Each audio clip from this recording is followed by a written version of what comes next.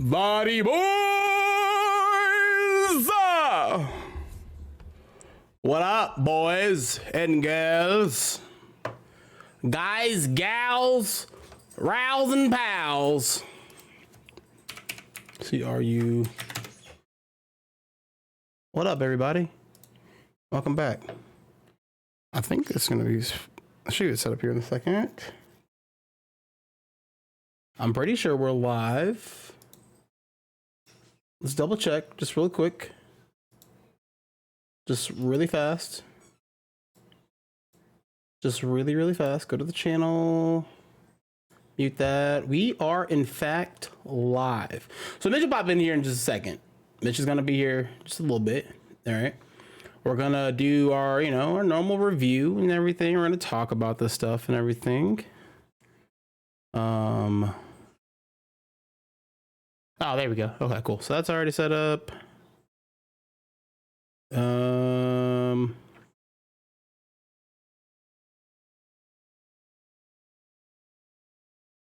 don't know if there's any. Oh, I know how to do what I need to do. I'll let the VOD boys. Everybody here, we're all VOD boys, right? We're all VOD boys in spirit. You know what I mean? We're gonna open that up. We're going to drop that back to here. We're gonna do that, and then here. And then we're just gonna, scroll for a little bit, do our normal news check, news check along or whatever, checkup or whatever.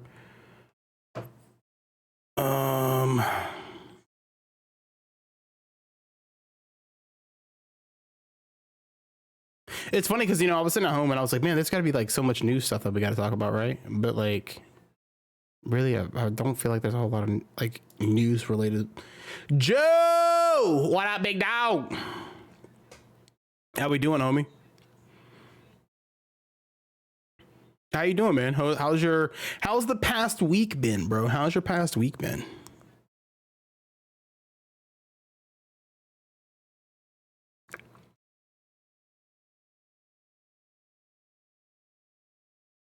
I'm really sad. I feel like, we're kind of failing. Doing good, bro. Can't complain, man. That's what's up. That's what's up. That's what's up. It's always good when you can't complain.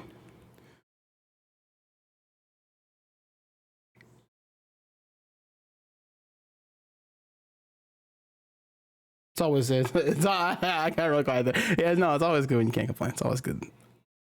Always a good feeling. Life begins to life kind of just working out for you, and being great, right? And kind of just like vibing and hanging helps you feel good. The second batch of Bastard episodes set to debut this September. I started watching. I'm gonna talk more about this with Mitch later when he pops in, but no, I started watching Bastard. If y'all, I don't know if y'all remember, but a couple weeks ago when they did the camera looks good too. Camera looks fine, I think. Yeah. Anyway, a couple weeks ago when they did the Call of the Night. Is that out? Oh, is that available right now? Call of the Night. Is Call of the Night available right now? Anyway, a couple weeks ago when they released the trailer for Bastards or whatever, we watched it or whatever, and I was talking about how I'm pretty excited to watch it and how it looked kind of cool and everything. I was like, yeah, let's do this. Let's watch this. And after having watched it, bro, that show. Let me tell you, that show we talked about like ecchi shows a while back, like a way while back, with like a few, I want to say almost like 6 months ago at this point. But anyway, we talked about it, ecchi shows, and let me tell you, that show is fucking ecchi. That show, let me tell you, that show is so fucking horny, dog, and I don't understand why it's so horny.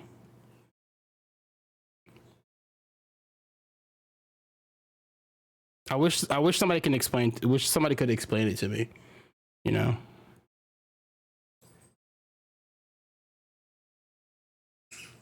Oh shit, damn. All good. Welcome back. Welcome back. Let's see. They did the Conton City. No, I was just talking about. They said like one of the stories we're gonna talk about today is the second batch of Bastard episodes to come out to Netflix. It's the show on Netflix right now that's like set. And I don't want to say. I feel like it's medieval. It's not really. It's like medieval, not medieval, because the story is that civilization was normal. Some monsters came in, fucked shit up.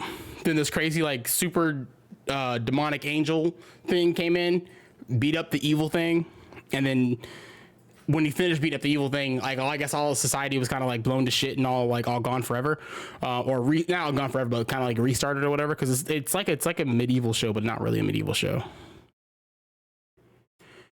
But anyway, no, the show is like it's like super horny, dog, and I don't understand why. I just wish I understood. Hey,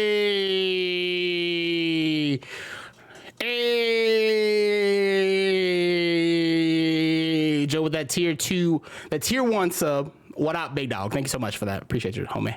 Appreciate you. I'm in a good mood, guys. I missed everybody, right? Like I missed being up here, man. I missed the vibe. I missed the gang. We've been gone for about a week, right? Like it's been a little. We had a little time away. Well, absence makes the heart grow fonder, all that kind of stuff. We're gonna do a full like breakdown of our trip on Thursday. That's the game plan anyway. Me and Cylinder are gonna come up here and hang out with Brandon for a little bit and just talk about the trip and talk about what we enjoyed, how it was, what we experienced, all that kind of stuff. I will say I had a lot of fun, but it was a bit of a learning experience, right? Like it was one of those things where you're having fun in the moment, like you're going through stuff, but you're having fun like still like through the moment, if that makes sense.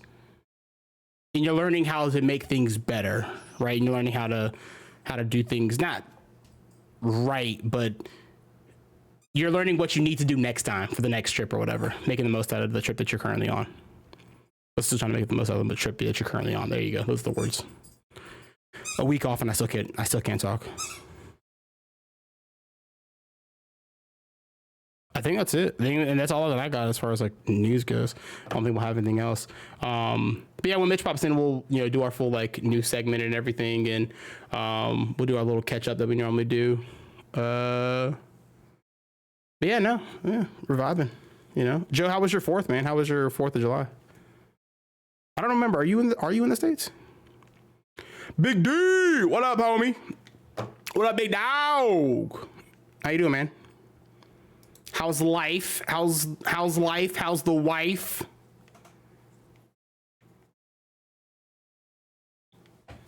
I gotta charge my phone here in a second. Give me a second, y'all. Let me go put this on the charger real quick.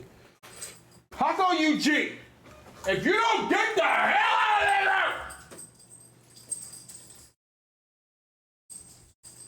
there! Ugh.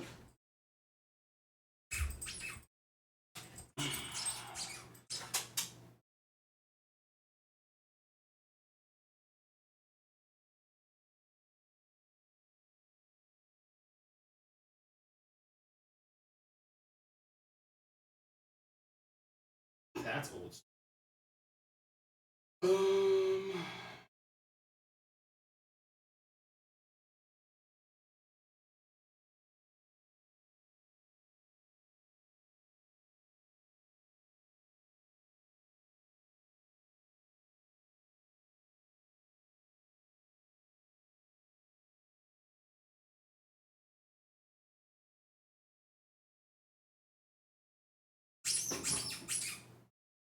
Whoops.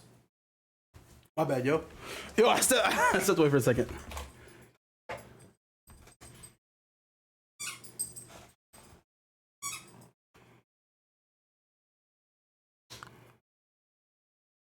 Yeah, I'm in the VA area. Oh shit, for real? You're around the way. I'm in the VA area and it was great. Went to Maryland and hung out with friends. That's what's up. Same old thing. Been sick the past few days. That sucks. Hey yo, is Grace feeling better? I know she said she had contracted the vid. Hopefully she's doing better. Fingers crossed. What up, Rhyme? Yeah. I know, everybody. I know. We're back, guys. We're back. Hold on. We're back. You know what I mean? And the fact that I didn't start this stream off with I'm disappointed in myself, right? Like there's times where you're just like disappointed in yourself. And like this happens to be one of the moments that I'm just extremely disappointed in myself. Aww. I missed you guys too, bro. Like I was actually really excited to be, contrary to popular belief, even though we were like, 10, 15 minutes late, I was actually really, really excited to get hop back on the stream. I've been thinking about it. I had been thinking about it all day. I was actually really excited to get back up here and hang out with y'all. I always miss being up here, man. This is always, it's always a fun time. Rhyme with that sub 9 month streak. Yeah. Wait, hold on. Which one's the gunshot? There it is. Been away for a little bit. I'm really mad that I didn't start the stream off with this song. I'm really upset that I didn't start. I should have, but I didn't. I didn't. It's better late than never, I guess. Yeah, now Mitch is running a little late. Yo, real quick, we're gonna do it again, right? We're gonna do it again, and we're gonna celebrate when Mitch gets here. But we gotta give a round of applause to the baby bro for working. This is the only baby I need in the life, the RGG sub baby.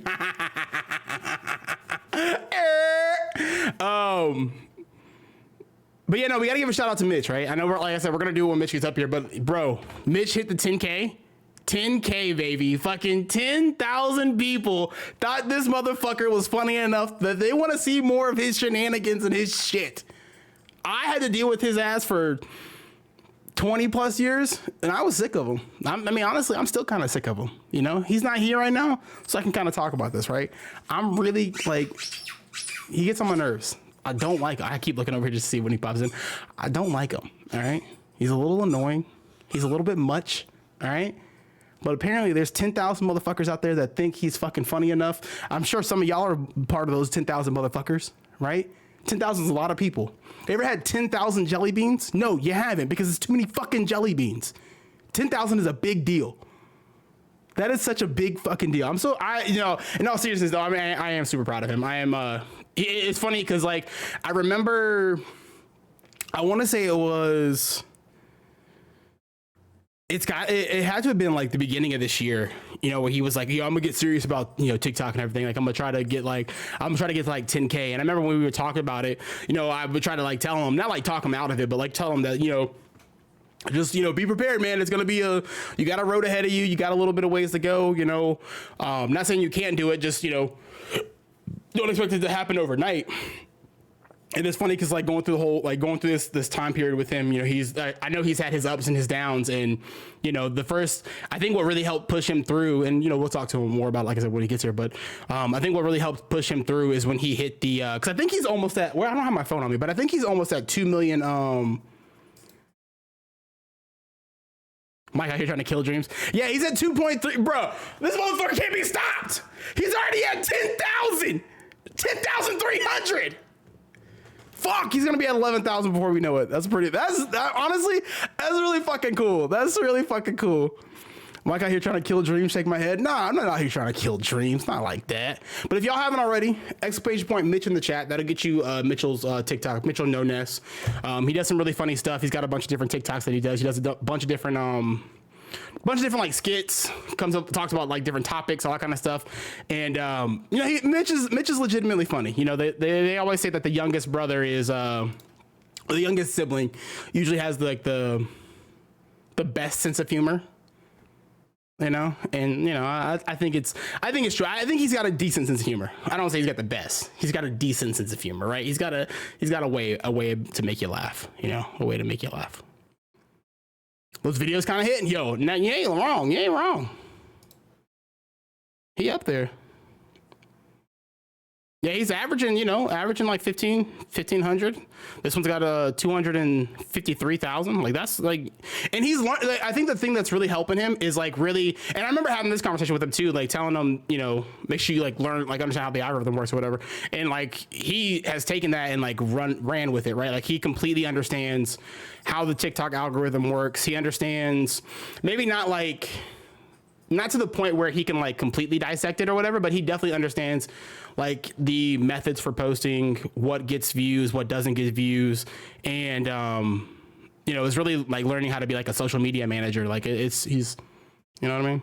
You know what I'm saying? Like he's really good. He's getting a good tool set under his belt. Mitchie, speak of the devil and he shall fucking appear. What it do? The man, the myth, the motherfucking legend with 10,000 followers on TikTok, 10,300 and counting. The man, the myth, the legend, Mitchell, aka Mitchell No Nest. Mitch, how the fuck are you, bro? How the fuck are you doing, big dog? Doing really good, man. Having a nice little how Tuesday. humble he comes in here like that. He just comes in like fucking just all calm and just like nice little Tuesday, calm Tuesday. That's what, man. How's it feel, bro? How's it feel? It actually feels really nice. I'm not gonna lie to you, Mike. It was a long time coming, and tell you what, it got really annoying seeing the ratio of other people on that app. Because I'm at like 2.3 million likes. Anybody else with like 2.3 million likes is probably already at least 40K followers. Yeah. The average person, at least, So the fact that I'm just now hitting 10K it's nice. Slightly annoyed, but it's nice. That's good. That's good. I'm happy for you. It's a nice feeling. I'm gonna decide I'm gonna start looking into getting like doing the brand dealerships, brand deals and everything. Yeah, links and all that stuff. Because I have the likes to show for it. Yeah. And I saw this one woman. She has like way more followers than I do. Yeah. But she has less likes. She has like 150,000 followers with like 1.7 million likes. However, she said this month alone, last month, she made 8K. Oh, wow. A bunch of from her affiliate links through the app and everything. Affiliate links through the actual money you get from like your own content. And then one other thing, I can't remember what it was. Some other else. But yeah, she's made like 8K in 1 month. I was like, if I could just do that, then I'm chilling, dude. Yeah, you're vibing, bro. You're vibing. You're having a good time. I'm not trying to make $100 billion. Yeah. I don't need. Bro, I just need to supplement my current income, bro. My job. Yes. Yeah. I just need to supplement my current income. All I want to do. Thanks, Ryan. It's hard. I get what you're saying. It's you don't ever want to compare yourself to other people. It's not something you should do. But it's not impossible for me. I do it at the end of the day. I don't like beat myself up over it. Yeah. But it does make me feel some type of way. Yeah. Like I'm not mad, or anything like that. And I'm not disappointed in myself because I see the work I've put out this far. Yeah. But it does make me feel some type of way. Yeah, that's what we were just talking about that a few seconds ago before you popped in. I was I was telling him that I remember us talking at the beginning of the year and how you were saying that it was your goal to try to like do something with TikTok and how like you said I think you even said something to the effect of like 10K is when I can start like doing something with it, right? And I remember having those. I remember a couple of times we had the same conversation of like, just relax, it'll get there, you'll make it, and you just, and you're doing a good job of like just keeping your head down and putting the work in, and like that's I think that's the biggest takeaway I think you should take from this is that it may not happen exactly when you want it to happen, but it will eventually happen. Like as long as you continue to put the work in and continue to like try to put your best foot forward. Because you've even we've even talked about like the failures that you've gone, the quote unquote failures that you've had with like the some of the TikToks that you've put out, right? Like but it takes you putting out the bad ones so that way what works, right? Like that this doesn't actually get you what you need to get to. The rule up there, most people that I see on the app when they're up there like putting out content and stuff, it's like the 90-10 rule. Yeah. Only 10% of your videos are ever really going to pop off. Yeah. Unless you're like a big, you're in like the million of follower count. You know? only about 10% of your videos are going to pop off until you get that high, you know?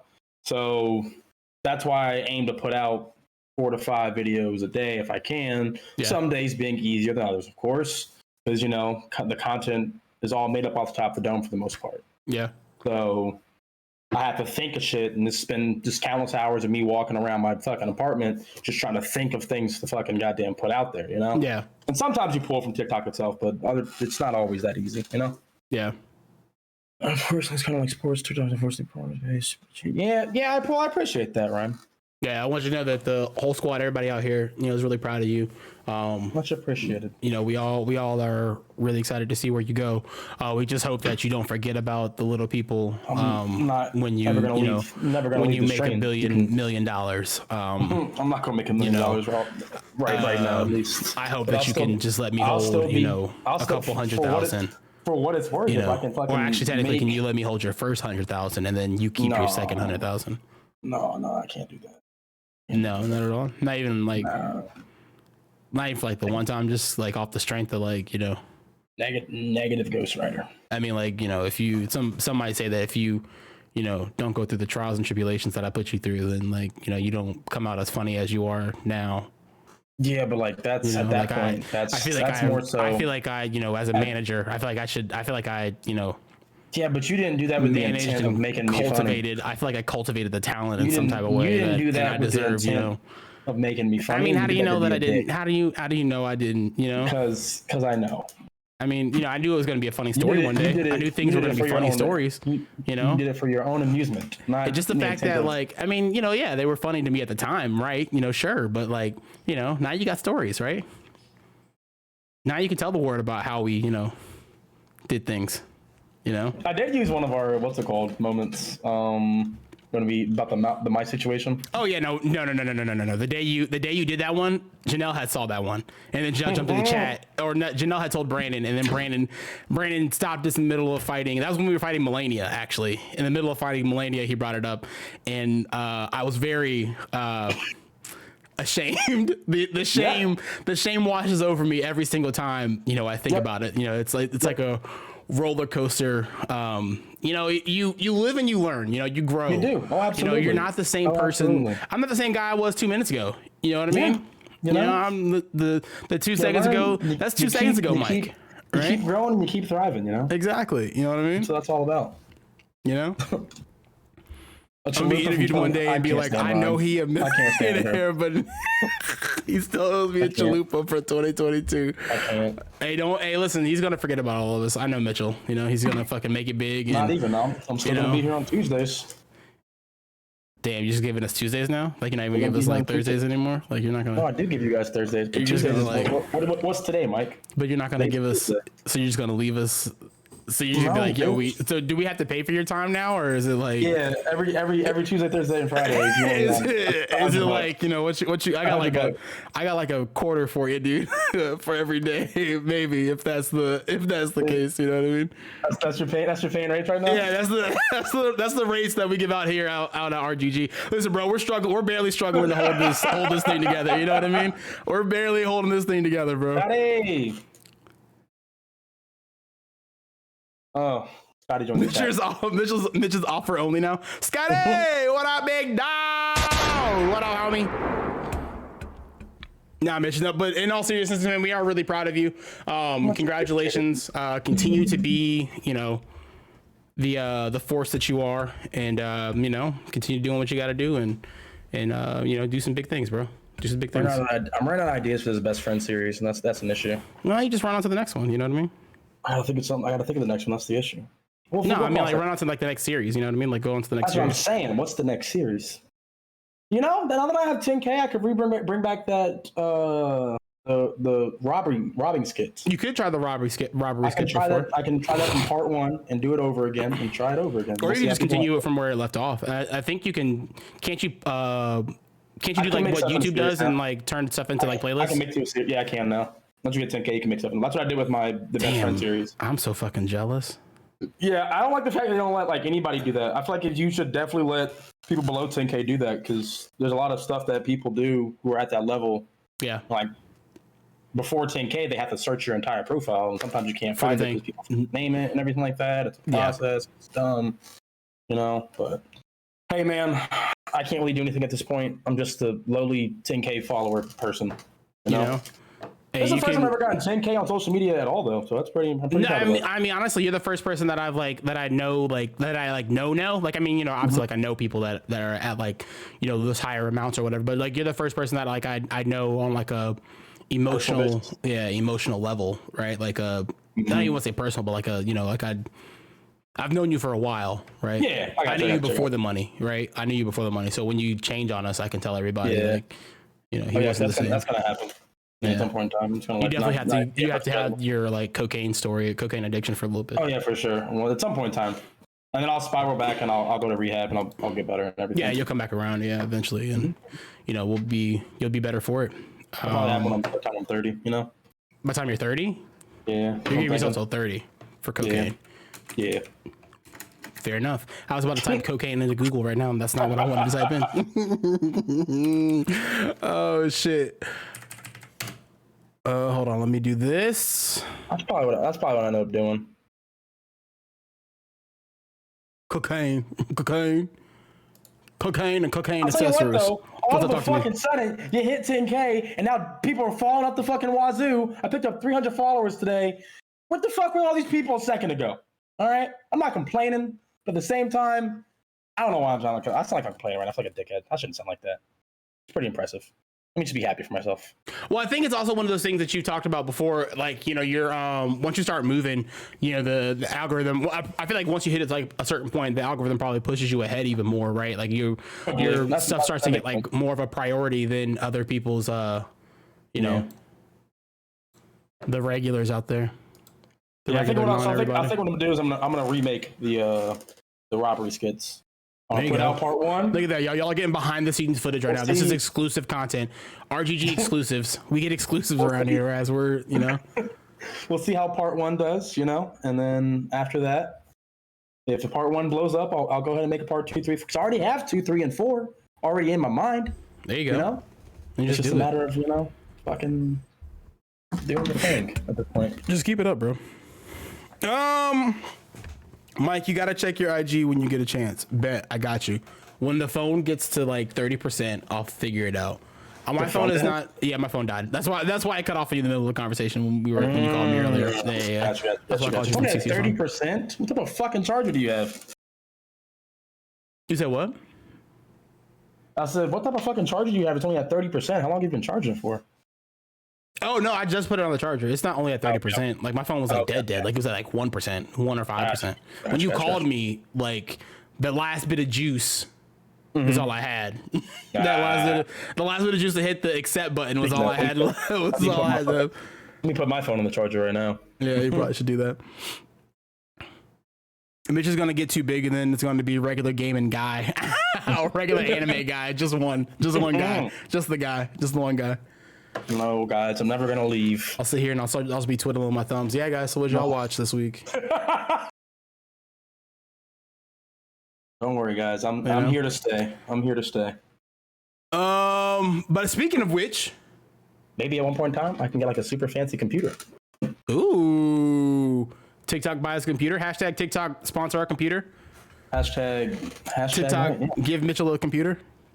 Honestly, I'm gonna look around. We'll be like, hey, remember Mitch? we're gonna look around for some brand deals, Mike. We'll see what we can get going here. You might be able to do like an NZXT one. If you could do it, if you could get NZXT, that could get you. That could probably get you something. Nice NZXT pre-build. Ooh, baby, and you can have Dalton like kind of like put it together. Oof. My rocks got turning just from that, bro. Dude, I watched more Bastard today. Mm-hmm. No, dog. Tell you what, the 3 episodes of Vinland Saga, fire. All 3 of them. Oh, yeah, all 3 of them were really good. Yeah, all 3 of them were really good. What were you going to say about Bastard? Bro, it's just, that show is just too fucking horny for me, dog. Yeah, like, dude, no, but you don't understand. Because, like, you know, normally shows solve their problems with either talking it out or fighting it out. Yeah, are they fucking it out? This dude will literally, like, fuck his way out of problems. That's tough. It's wild. I'm not gonna lie to you. I'm a little jealous. I wish I could do that. Wild, dog. I wish. I'm like, and his charisma's not even that good. Hey, dude, that's when you have power. Is he powerful? The dialogue. Oh, he's pretty powerful. He's pretty strong. There it is, man. He's pretty strong. He's pretty strong. Power attracts both men and women. You know, so. It's so Mitch. The show is so horny that like any opponent that comes his way, I'm like, he's gonna fuck it. Like he's gonna have sex with that thing. Like that's at some point in time, they're definitely banging at some point. There was a dude, or there was a character that showed up that appeared to be a dude. Worse than Jabba's reincarnation. Oh, 1,000 times worse. Not even close. Christ. Not even Mitchell. Jesus. Not even remotely close, bro. Not even because I'm talking like I'm talking like soft core. Like I'm dead ass talking soft core. Yeah, it's pretty intense. So it's definitely not a show for you to be out in public with. Children. I mean, unless that's your thing, right? Unless that's your thing. You know, if you want to be out in public and watching soft core anime porn, I personally like to watch the softcore in the comfort of my own home, just in case I get a little inspired. And just you know what I mean. That's a wild statement you just made. It's a wild statement you just made. I'm not gonna lie to you, man. Because like you could have just said it in case someone walks in, or you don't want people seeing over your shoulder. I don't think anybody jumped to there. I'm in a fun fucking mood, bro. I miss being up here, man. And so I've had a whole fucking week off, man. I'm ready to clown around. I'm ready to fucking crack some jokes and fucking hey, it is what it is. It happens from time to time. Hey, big boss gotta do big boss things. You know what I mean? Out here making brand deals and fucking talking to Mickey Mouse and everything, bro. Disney and everything. That's fucking. Oh wow, boy, dude. You know what I mean? Hot dog. Almost got lost in New York. Almost got lost in New York. Almost got lost in a party in New York I've never seen before. Hi, baby. Love you. Doll. Doll. Almost had to lie and say the fucking the mouses were Mickey. Little green man. You said what? The mouses in the fucking city were actually Mickey's. What you're having to tell Celinda. That shit was funny as fuck. Yeah, that shit was pretty funny. Like I said, I will never no, I'll get into it. We'll get into it on Thursday. My plan for Thursday is me and Celinda are gonna come up here and we're just gonna talk about our trip for like probably the first like hour or so. An hour, maybe 30 minutes. Sit with Brandon and just bullshit or whatever. Talk about the trip and kind of catch up and all kind of stuff. And Brandon and Dalton, I imagine Dalton will probably be on Thursday too. We'll talk about it tomorrow. But yeah, we'll just be up here bullshitting or whatever. Gotcha. So yeah, a lot of fun stuff, man.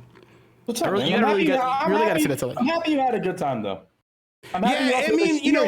Aside from like, because like I was saying before, it was very much a learning experience, right? Like it was one of those vacations where you're on vacation and you're still like, you're not having to do anything, right? But you're learning about how you can do it better the next time.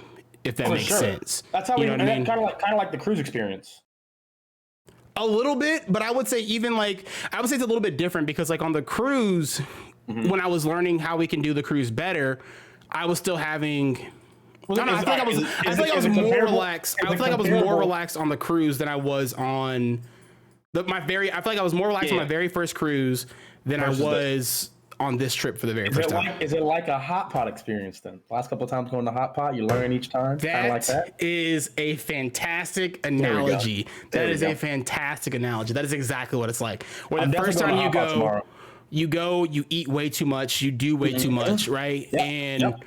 You realize that like, oh, this is not how I should be doing this. I should be doing this. I should change this. I should change that. I should do this a little bit better. Do a little bit. You can get a little bit less of this. Yada yada. Yeah, get a little bit more of that. Change things up. Ryan, we will be bringing pictures. We'll have some pictures. I think we have a couple of videos that we're gonna show or whatever. This bitch ass got a lightsaber without me. I did, man. And then talking about that, bro. Like that experience. I, honestly, like there was moments. There's moments when I was in Galaxy's Edge that I actually started kind of like tearing up, and I really got sad because I was thinking about you, and I was like, this would be such a fun experience to do with you. the one ride, and I'll talk about this. I'll talk about it tomorrow also. But the first ride we did on, because we went to Galaxy Edge on Wednesday. The first ride that we did was it's called Star Tours, and it was like their Star Wars ride before they had actual like the Star Wars stuff in there, like in the actual park or whatever. But what I didn't know is that it's all prequel era Star Wars stuff, and it's episode 1 and episode 2 era stuff. Yeah. And so when we get in there and, you know, you're flying through the galaxy and everything, and you hit this, you hit warp, you know, the hyperdrive or whatever. You come out of hyperspace and you're on Naboo. Okay. You're on Naboo and you're flying through Naboo and you're doing you're running into Jar Jar, you're running into Jar Jar, you're going through the capital city where Padme's from, and you're seeing all these like really cool like highlight moments and everything. And then you blast off the planet, you go to hyperspace again, and then next thing you know you're on Tatooine. And you're actually like a part of like a pod racing, like an actual race. Like what happens is it crashes in, your ship crashes in and it gets attached to one of the pod racers. Oh, and shit. So you take over the pod race and you're actually racing. You start racing against Sebulba. Sebulba's being a dick about the whole thing or whatever. But I mean, it was really like, that was one of like the very first moments where I kind of like started really tearing up because, you know, like like we've talked about before, you know, prequel Star Wars is like our Star Wars. That's what, you know, that's me and you Star Wars, right? And like, you know, I thought about as we're going through when we're doing the pod racing or whatever, and it ends where they have the Duel of the Fates, where Darth Maul shows up. It ends right there. I mean, Darth Maul obviously isn't in the fight, or isn't in the on the trip, but it ends there. And like, that was like, I was like, yo, like I remember reenacting the fights with Mitch. I remember like, you know, having to sit and watch it with Mitch over and over and over again, and you know, doing this, doing that, and yeah, no, I feel like it really would have been a really fun experience to do with you. Oh yeah, for sure. We can definitely go back at some point in time. How long are the lines? Oh, lines are crazy, bro. Lines were wild, dog. I've heard that from everybody who's ever been. I know like maybe like 5 people who've been. Now, we do now about 5 people. I've heard from everyone that the lines are fucking insane, dog. It is Busch Gardens at its most, like at its like biggest, like imagine the most packed you've ever seen Busch Gardens. Yep. But dial that bitch up by like 100.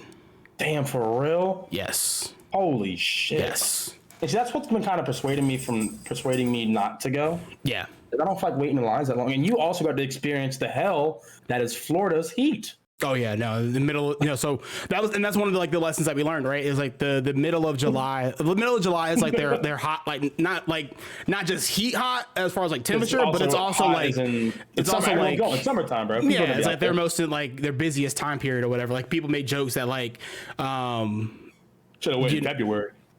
Should have went in February, right? But people make jokes that like what was the joke? Fucking shit. I don't remember. We went there, but we went during the busiest time. I don't remember the fucking joke. I can't fucking remember it. But yeah, we went during the busiest period or whatever. We should go. We want to try to go in like an off season or whatever. So for sure. We're thinking about trying to possibly plan another trip later this year. We don't know when. Yeah, to go again. We don't know when, but we're thinking about possibly planning another one. Well, I don't know if I'll be able to tag along with that one. Dude, I hate waiting with the passion, bro. The crazy part, the Rise of Resistance ride, like that's the very first like Star Wars ride or whatever, or not the very first Star Wars. That's the first Star Wars ride when you enter Galaxy's Edge. That's the one. That's the first one that you can like actually like go on or whatever. And that's one of those like immersive experiences or whatever. And that ride off rip, if you don't get there immediately after the park opens, 120 minutes. 2 hours? Easy. Holy. Easy. Do they have like vendors and stuff like that come around and offer snacks at least? No. Damn. And if you leave your spot in line, that's it. Now I will say passes?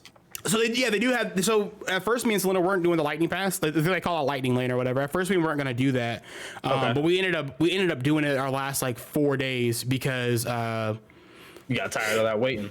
Kind of got tired of waiting, and once we understood how it worked, because the way it works is you get You buy the lightning pass. It's $15. So they have two different kinds, right? It's the regular lightning lane, which is included with what's called Genie Plus, which gets you, you know, a bunch of extra stuff, extra goodies or whatever. And then they have like certain rides. You have to actually buy individual passes for that one specific ride. So like Rise of Resistance is one where if you bought the Genie Plus, you have to also buy the individual lanes, when that one I think was like $17 a person. So that way you can, you know, get on or whatever. But the way it works is even those ones are long too, aren't they? No, not really. It was actually, and that's why we started doing it, right? Because after our first day, we realized how easy it was to get on a ride, do the ride, and then get the fuck out of there. Because the way it works is they show you on the app what time slots you have. So like there'll be, for example, it'll be like lightning or there's a ride called Space Mountain. It'll be like Space Mountain standby time is, you know, 50 minutes. And then it'll be like lightning lane, you know, lightning lane open, and you can book it. It'd be like 10:30, right? So let's say it's like 9 o'clock in the morning. So I mean, you can book it for 10:30, and anytime between 10:30 and 11:30, you can go up to the lightning lane, be like, hey, you know, I'm here for the lightning lane, scan your badge in, and then you immediately go. You don't go like immediately on the ride, but you go immediately to the front of the line, pretty much. Yeah, gotcha. Yeah, but no, I mean, it makes it so much easier, so much faster, and you know, at first we thought it wasn't going to be worth it because we would see the lines for the lightning lane. Come to find out, the only reason why there were lines for the lightning lane is because everybody would try to get on their lightning lane as soon as they possibly can. But even with everybody trying to get on their lightning lane as soon as they possibly can, it's still faster than waiting in that long ass line. 2 hour line. Yeah, dude. I don't know. Yeah. Not waiting in the line for 2 hours. It's yeah, the lines were ridiculous. Like I had never seen anything like that. But I will say at the end of the day, even with like the cool experience, like the Star Wars stuff and everything, I will say that it's still relatively just like a Busch Gardens. Like even like just like I was talking about the capacity, but even like the actual park itself, if you really think about the park itself, it really is just a Busch Gardens, but Disney themed. You know what I mean? And so, you know, it's I think everybody should experience it at least once if you're like into Disney in any kind of way. You know, I think everybody should at least try to experience it one time in their life, because I do think and we'll show like pictures from when we get there or whatever. But when you go to Magic Kingdom, there's a spot called Main Street right after you walk in. You walk through the train gates and everything. You walk in this cul-de-sac like kind of area. There's like a fountain in the center. You kind of walk around the fountain. You walk around the fountain and you hit Main Street. And when you hit Main Street, that's where Cinderella's castle is. And when I tell you that view from when you first walk in and you see the castle for the very first time, and it's like, oh, you know, it's a gorgeous fucking sunny ass day outside, and it's like, you know, the hustle and bustle of everybody walking. It is a beautiful view. That's nice. It is a beautiful view. Was it sunny the whole time you guys were there? Yeah, it's really fucking funny, man. You know, when we were getting ready to leave, or not ready to leave, we were packing up. I was telling Celinda, I was like, what if it rains? I really feel like it might rain the entire time we're there. You know, we were really worried about the rain. Rained. That happened. It rained one time, but it rained off and on throughout, like during our trip, certain days with our trip. I went to Pensacola. It didn't rain. It rained one time, and it was very brief. Yeah. And I was like, good fucking Lord. There's a couple days where it rained off and on. And then our very last day, Sunday, when we went to go see the Magic Kingdom, like fireworks show or whatever, like the big show that they do, we got hit with the fucking torrential downpour, bro. Like it was crazy, dog. The rain was so disrespectful. It was so I was fucking soaked. Like it looked like I was walking around and like I just got off like a water run. I got out of the pool. Excuse me. I jumped in the pool with all my clothes on. That's what it looked like. Damn. All right. Well, that's nice. But yeah, no, it was a good time, man. It was a really cool trip. But I did miss everybody. I miss being up here with everybody and vibing and hanging. We missed you too. You know, and chilling. Even though you hate us. I feel like it was a lot of fun. When I felt like it was a lot of fun, I feel like I was missing out on the fun, if that makes sense. There you go. Thursday was fun. It was nice. Yeah. It was enjoyable. Yeah. But a little bit I saw y'all were acting a fool. We were. Yeah. Shout out to everybody. Shout out to Dalton for holding it down on Tuesday. Shout out to you guys for holding it down on Thursday, man. apologies for last week. You know, we're kind of back to our, we are back to our regularly scheduled program this week. So you can expect to see us today, Thursday, and Friday. And then I believe Brandon on Sunday. Anna, we're back to the regular scheduled program. Mitch, let's go and start the show. You want to start the show? Si, senor. Got some where the anime is dance. What's up, everybody? Welcome back to another. Welcome back to welcome back to twitch.tv/regular gaming guys _ This, of course, is your home for regular gamers. If you didn't know, we stream every Tuesday, Thursday, Friday from 6 p.m. to 11 p.m. Eastern Standard Time, and on Sundays from 8 a.m. to 12 p.m. Of course, you know, today's Tuesday, so that means your anime bros are back at it again. And right now, we are in the process of reviewing Vinland Saga. We're, of course, watching 3 episodes every week, and then we're coming here together, and we're talking about it, and we're explaining what we liked, what we didn't like, what we hope to see more of, and what we kind of are tired of, and all that kind of stuff. So anime related stuff, you know, we're talking about it. This intro is kind of going all over the place. Don't really have anything more to say. Housekeeping for you. We'll be streaming this week. We don't have anything. We don't have any like scheduled anything super scheduled as of right now. I believe Dalton said he may be doing like a special stream tomorrow. We'll see. Keep posted on our Discord, of course. !Discord in the chat. We'll get you the link to our Discord, and you can actually jump over there, hang out with us some more off air, and keep up to date with all like the big huge announcements and everything like that. I guess a little bit of the other piece of housekeeping, since this go up on YouTube. Congratulations to Mitch for hitting 10,000 followers over on TikTok, man. If you haven't already, go follow Mitch, !Mitch in our live stream chat. We'll get you the access to Mitchell's TikTok. It's tiktok.com/@MitchellNoNess. Yeah, definitely give him a follow. Go show him some RGG love, man. Congratulate him on hitting that 10K. That's a big deal. But without further ado, Mitch, what have you been watching, bro? So, the only thing I really watched this week was the greatest demon lord gets reincarnated as a typical nobody.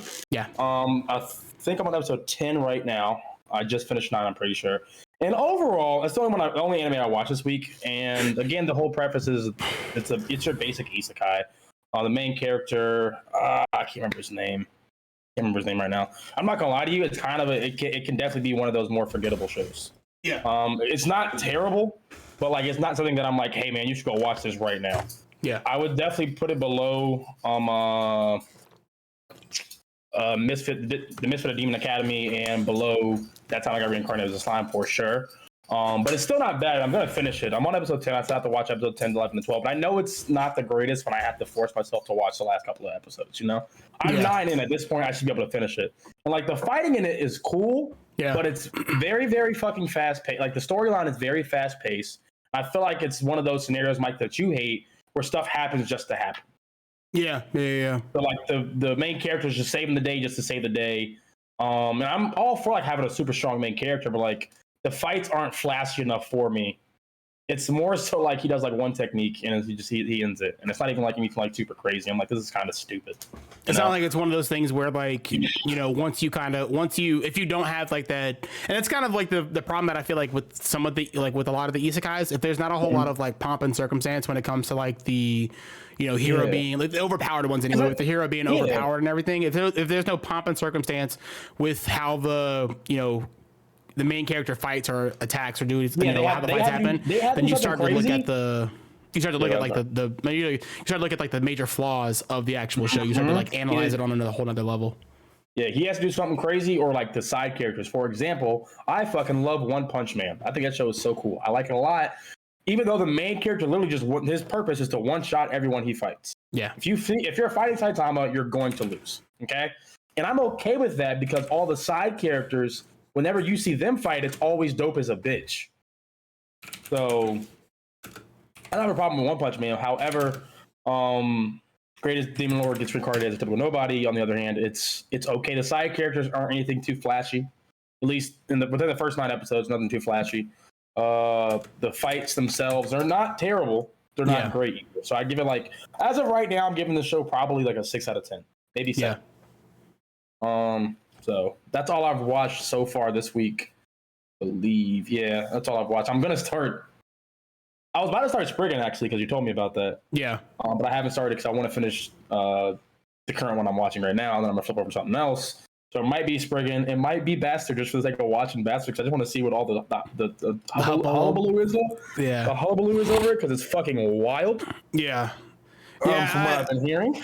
I mean, that's mostly where I'm kind of at as far as like, you know, shows go. I mean, I'm watching Bastard right now, you know, as far as like stuff that I've watched this past week.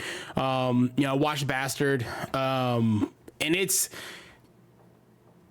I was hoping for something along the same lines as like what's it called? I was hoping for something along the same lines as like a Berserk.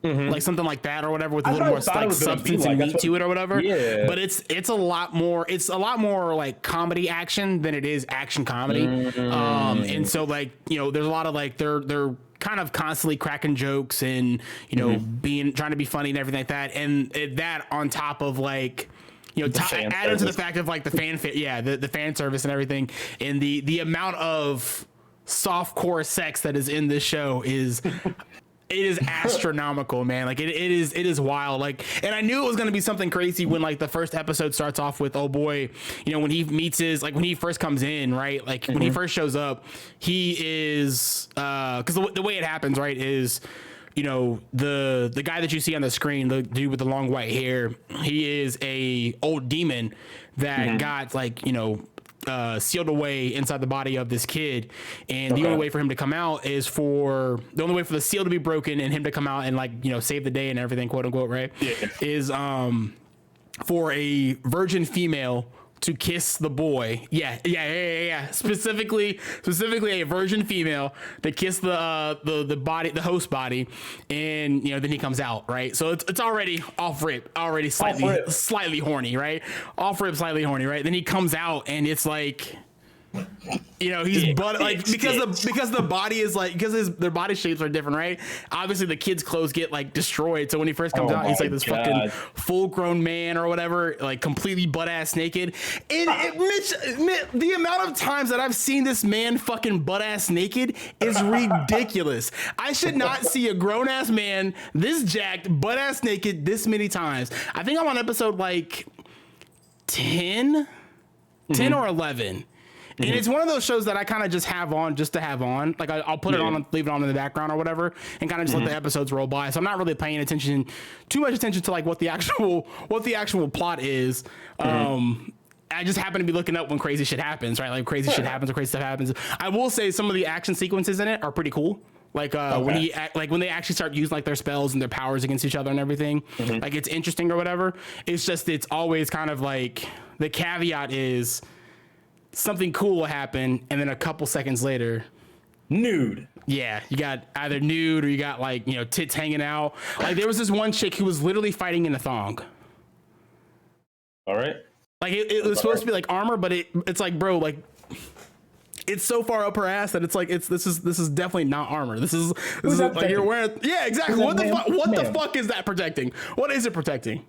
And it's like I was telling you before, man. It's to the point now where like anybody that shows up in the show, I'm like, this dude's about to have sex with this. With this thing at some point in time. Yeah, whatever it is, whatever it be a human, a monster, a fucking, you know, a beast, you know, everything obviously, you know, within means, right? Yeah, but you know, anything that's of age. It is he is, you know, it feels like he is like somehow, some way having horniness with it. But yeah, no, the first 13 episodes are out right now on Netflix and everything, and I've been watching. So I watched that, and it's, you know, like I said, it's okay. Aside from that, I'm obviously continuing my trek through One Piece.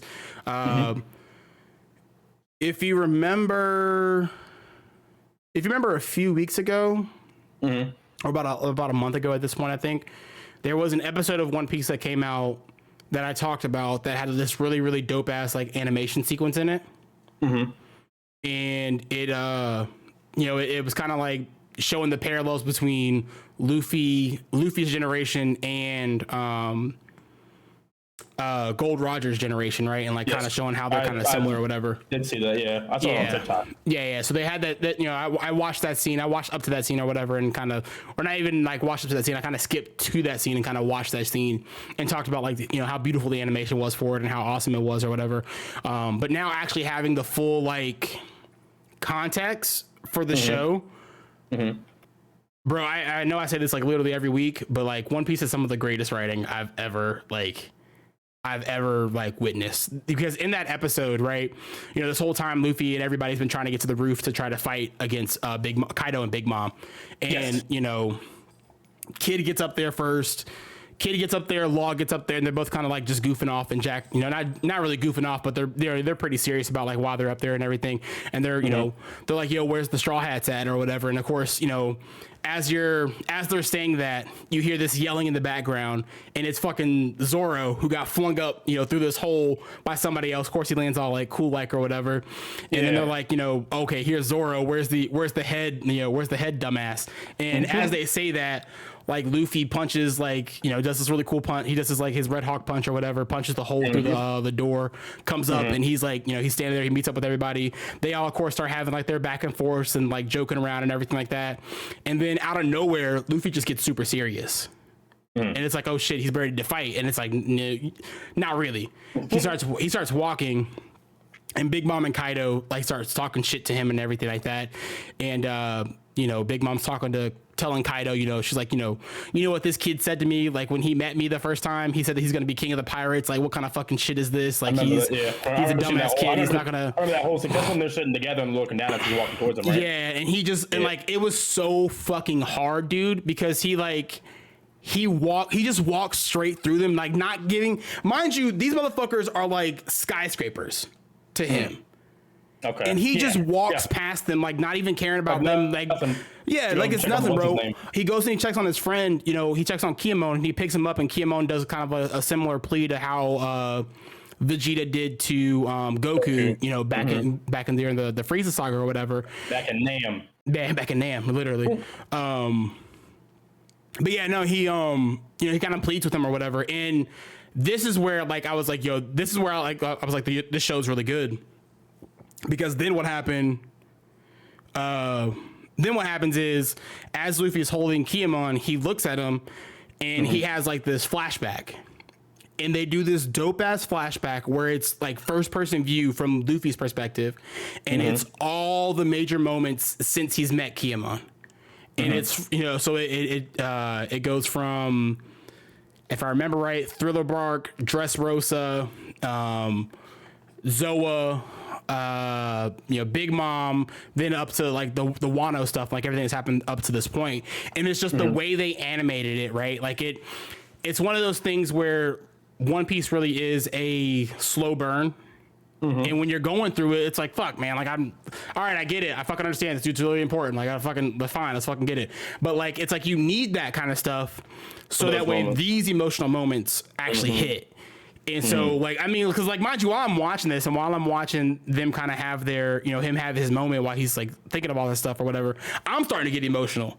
Because I'm like, damn, like, you know, on the one, like, for one, like, you know, Luffy knew that they were strong. He knew that he was going to have to eventually step in and help them.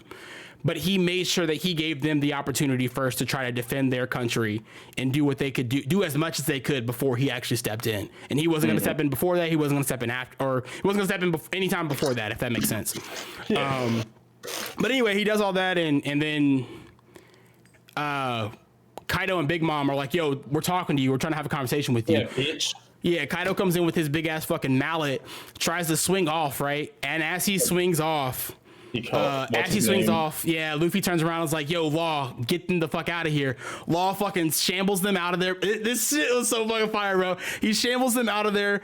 Kaido swings the fucking sword, or swings his fucking club. Luffy jumps in the fucking air. Then he does the big ass fucking, he does his new like third gear attack or whatever.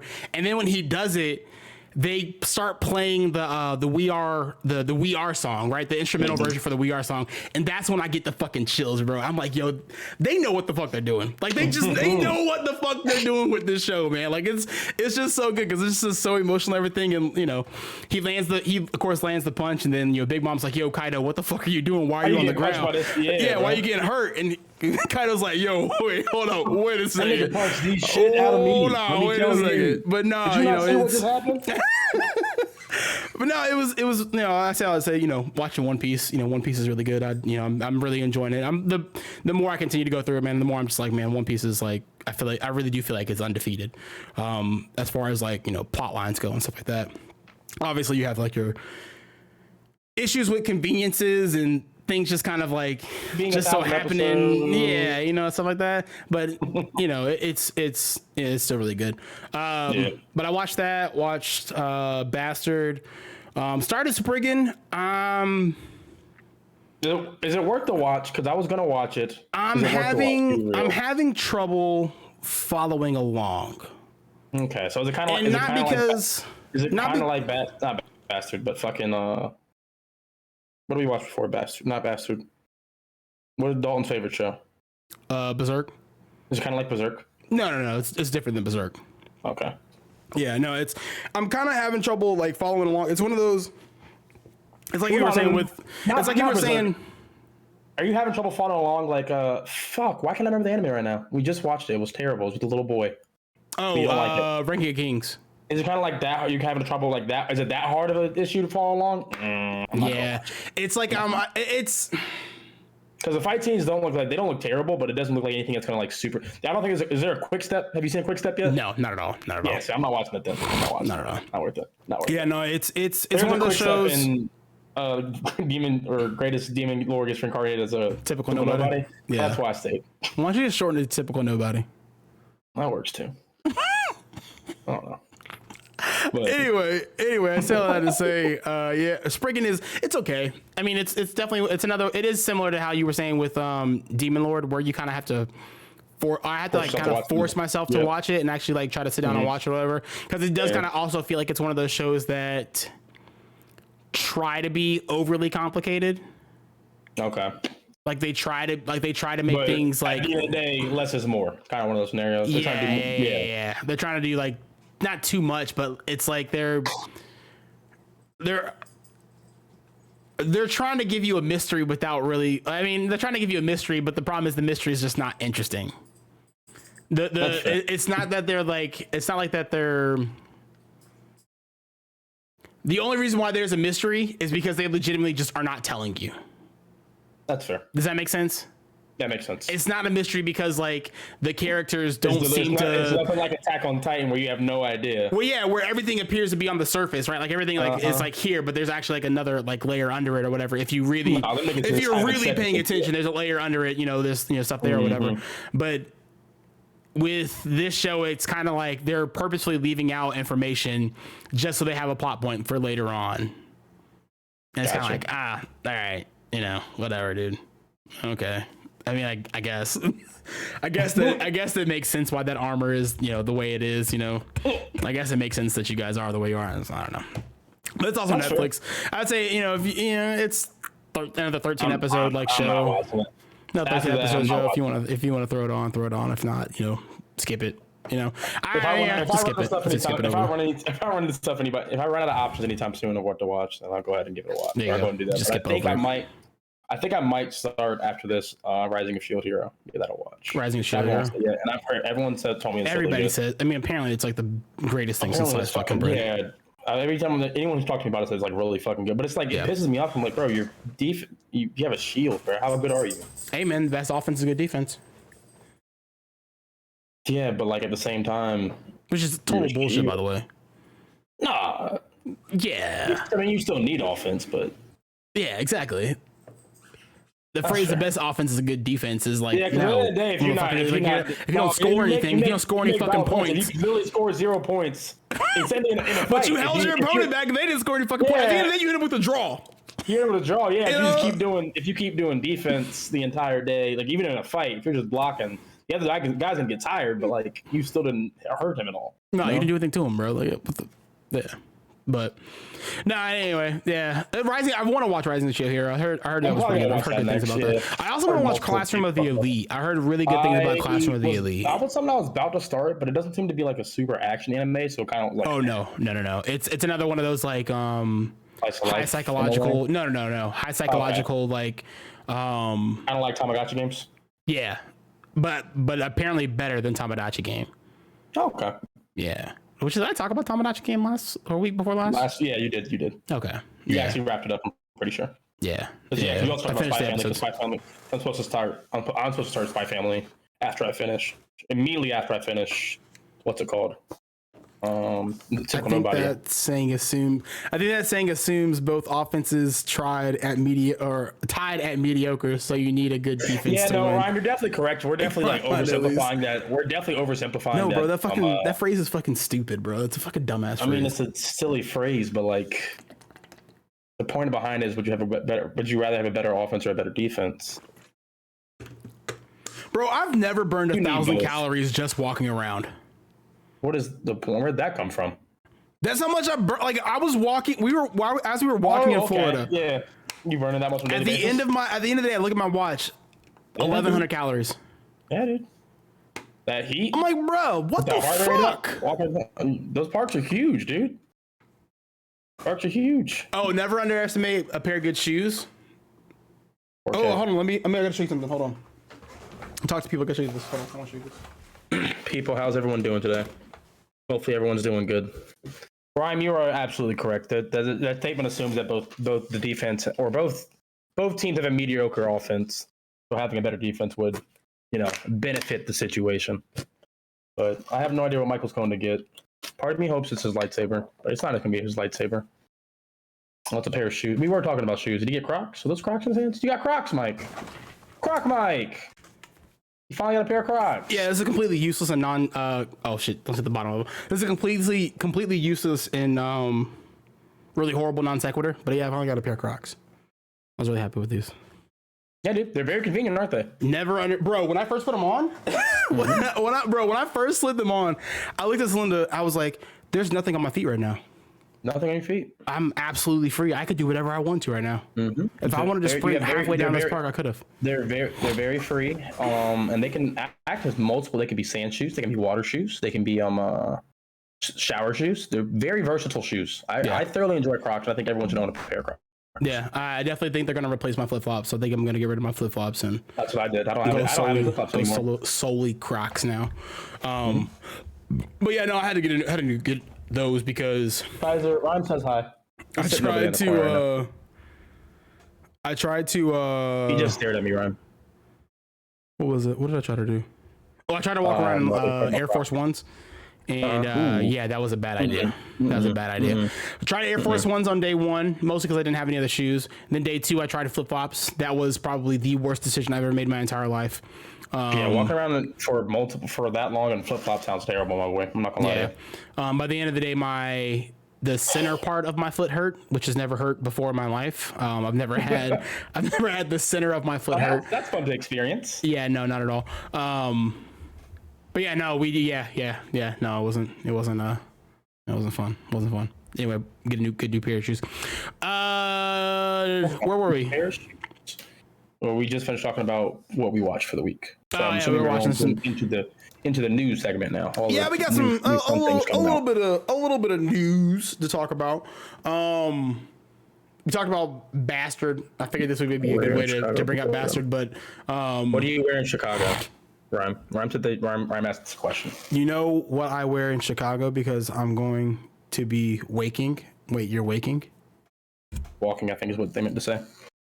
What, waking? You're waking up in Chicago? Adidas Busnets. They're skate shoes, so they're padded.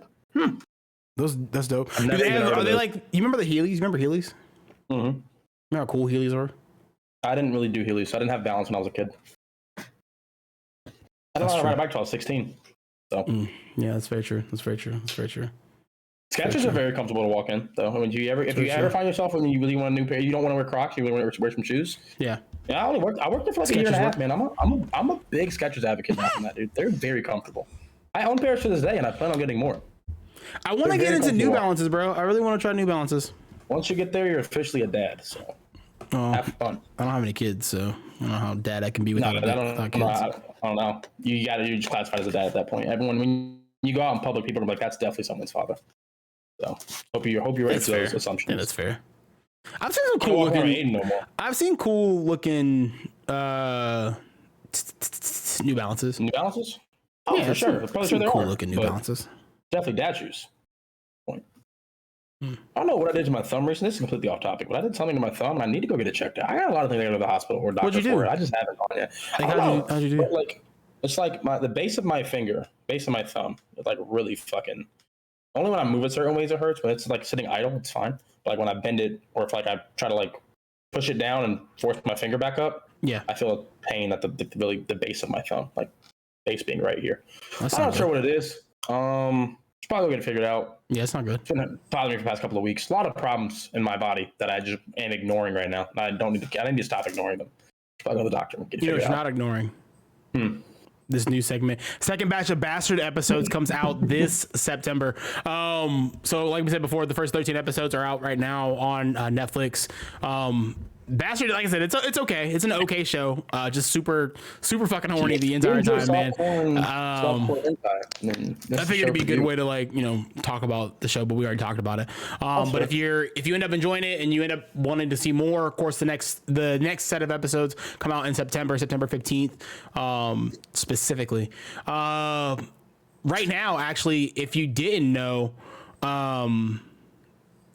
if you were into Dr. Stone came out with their OVA came out on the 10th. It came out on the 10th, so it came out a couple days ago. But it's supposed to be like I think it actually like connects this season and the next season. So it's supposed to be something kind of like that. So it's one of those OVAs that actually kind of like that mean something but don't really mean something. You know what I mean? Mm-hmm. So that's pretty cool. That's out right now as well. You can watch that, of course, over on Crunchyroll, like we watch everything. A little bit of I don't want to do this Take a Bite one or the Call of the Night one. But Call of the Night released their creditless opening. So this is the vampire show that's coming out. I think it's already out. It aired already over in Japan. It's out. So it's over out in Japan, but I don't think it's out here just yet. I think, at least I don't think it is. Hold on, let me see. Let me check. Everybody relax. Everybody, just fucking calm down, all right?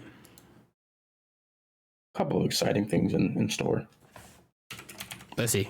I know. Call of the. No, because that came out while you were, what's it called? That came out while you were in Negative Ghost Rider. Call of the Night is not out yet, but they came out with their opening, so you get to see what their opening's like. And the first episode, I believe, has aired over in Japan, so definitely be on the lookout for that because Call of the Night looks really, really cool. A bit of unfortunate news. The creator of Yu-Gi-Oh! Has unfortunately passed away due to a diving accident, apparently. Kazuki Takahashi. He was found here. We got it right here. Yeah, floating in shallow waters wearing a snorkeling gear on July 6th at 10:30 in the morning. They confirmed the identity the next day. He was 60 years old. This is the guy that, like I said, created the Yu-Gi-Oh! Show, right? Created the manga, was responsible for this entire, the entire thing that we know of as Yu-Gi-Oh! Our childhood today. Yeah, so rest in peace. It's very, very bit of unfortunate news. I know for me, I'm sure I could speak for both of us. Actually, Yu-Gi-Oh! Was a huge part of why I got into like anime and stuff like that. It is definitely in my top. The Waking the Dragon season specifically is like in like my top 5 like favorite anime seasons of like all time. Right? Like I'm actually. Rewatching a bit of that right now. You know what's crazy? My favorite Yu-Gi-Oh! is definitely GX. Like the original is dope. I fuck with the original. Yeah. My favorite Yu-Gi-Oh! Series is definitely GX.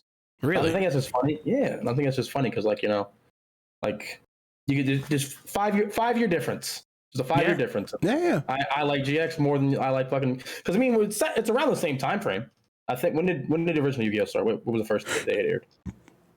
I had to look it up. Give me a second. Was it 02 or was it like in the 90s? 96. Well, the manga serialized in 96, ran until 2004. The anime series, it doesn't actually say right here, but I can look it up real fast. YUGIOH, Yu-Gi-Oh! Not Capsule Monsters, bro. Not Capsule Monsters, just regular Yu-Gi-Oh, guys. Not Max C, just regular Yu-Gi-Oh, guys. If I could just get regular Yu-Gi-Oh for a second, guys, just regular. The anime ran from 98 of. Really? Oh, I guess it's technically part 1. I was here you go. Duel Monsters. Here we go. Duel Monsters. No, Duel Monsters ran from 2000 to 2004. I was still an infant. Yeah, you were still pretty. You're still pretty young. I was 4 going into. Well, no, I was 2 when it first started. I was 6 by the time it was done.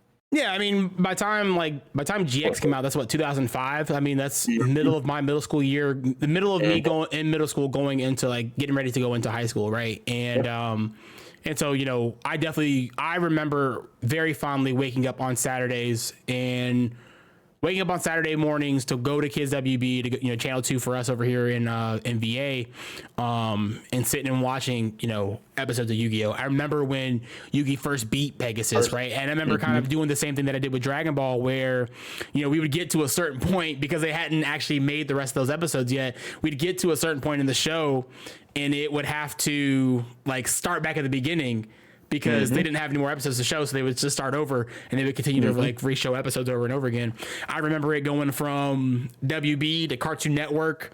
I remember it then going back to, if I remember right, then going back to WB, and WB kind of finishing out the run. I remember when we had that final episode of the original series and Yugi and the Tim, you know, fight. They do their final duel, and I remember how emotional that final duel was. And then like, I remember like hearing about GX and then hearing like, yo, GX is getting ready to come out. And I remember how excited we were. I remember when I don't know if you remember this, but when the first episode of GX came out, it was on Magoozy. Magoozy? Yeah, Magoozy, I think is what it was, on Cartoon Network. It was like their mid-afternoon TV show.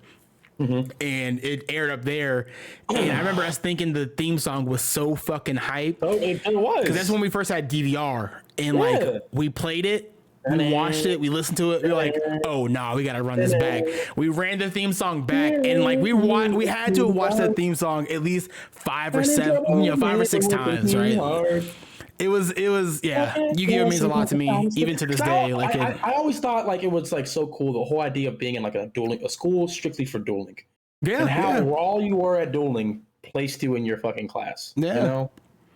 I remember there was there was a moment where right after the Battle City arc, I remember how many kids in our neighborhood actually that, you know, really liked, you know, that I knew anyway. You know, this is before where that entire neighborhood was really rocking with it, to where I remember when we had the street sale and there was a bunch of, I remember Timmy was selling a bunch of Yu-Gi-Oh cards. Yeah. I remember going over there and bought a bunch of Yu-Gi-Oh cards from him.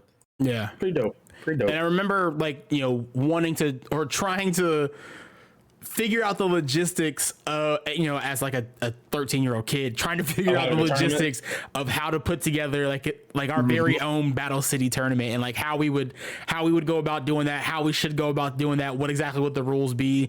Never really being able to follow through. Yeah, there was even a point. There was even a point where like I wanted to own a card shop. Yeah. I loved this show so much. I wanted to own an actual card shop specifically so I could run tournaments out of the card shop. It's definitely one of the ones that like are in the back of my mind, like when it comes to like talking about like my favorite animes. Yeah. It's never one I ever like really go to. Yeah. But it did have a huge impact on my childhood. Yeah. I think more so than Naruto, for sure. That's one of the early ones. Thinking about it, because Naruto, we played all the Naruto games for sure. But like, I think that was like when I was that might be my first anime like that I really remember. But it's crazy. When I was younger, I thought it was a cartoon. I didn't really. That's how you know I was young as shit. I was like, you don't really understand the difference between anime and, you know, cartoons, you know, Western cartoons anyway, you know, until you're much older. Well, not even much older, but you know, until somebody actually like points it out to you. And if the person that's showing you what the product is doesn't know the difference, they're not going to explain to you the difference either. So they just think it's, you know, cool shit. But no, rest in peace, and thank you for everything. All the memories, man. Thank you for all the memories. On a more lighter side, did you want to do the reaction before or after we talk about Vinland Saga? We can do that after. We'll do it after. You do it after? We'll do it after. Okay. Bleach has its trailer. Bleach did have a new trailer. The trailer looks pretty dope. Are you excited for this new season? I am, but I'm at a point right now where I'm very, not a needle in a haystack. I'm at a crossroads. Let's just say that, because I want to go back and I want to start Bleach from the very beginning. Yeah. But again, as we both know, it is such a slow burn. Yeah. Such a slow burn. I mean, I've watched the end of that series so many times. At this point, I really could just jump right into the Hollow arc, but I feel like I'd be missing a little bit of details. Because I mean, I've watched the series, I think through maybe once, and that was when it was airing on like live TV and everything. So that's the only reason why I know. But that was such a long time ago. Yeah. Where I do not remember a lot of the fine details. Yeah. So I kind of want to go back and like watch it and get all the information proper. But at the same time, it is a lot of episodes with a lot of filler. A lot of shit I don't care about. Yeah, it's really like Bleach is definitely even more so I would say than Naruto, right? It's really hard to I mean, I'm sure they have them online, the filler, like the filler guides or whatever. Mm-hmm. But like even it's really hard to like kind of place, where you should go and how you should do it, because there are a lot of like, I don't say it's convoluted, but there are a lot of like interweaving storylines, and especially with this last season that's coming up. Of course, this is the 1,000-year blood war that's about to happen or whatever. This kind of has, if I remember right, I never finished it, but it has a bit to do with a little bit of everything from like all the previous seasons, right? And it's got a bit to do with with everything, so it would help to kind of remember some of that stuff or whatever. Exactly. But like it's hard to place where you should like begin if you want to do a rewatch. Mm-hmm. So I still think, I don't know, because I would say you could start from. It's all right. I'll figure it out. The Ichigo, what is the Ichigo and Ukiura fight? And that was the other thing that really pissed me off about Bleach too.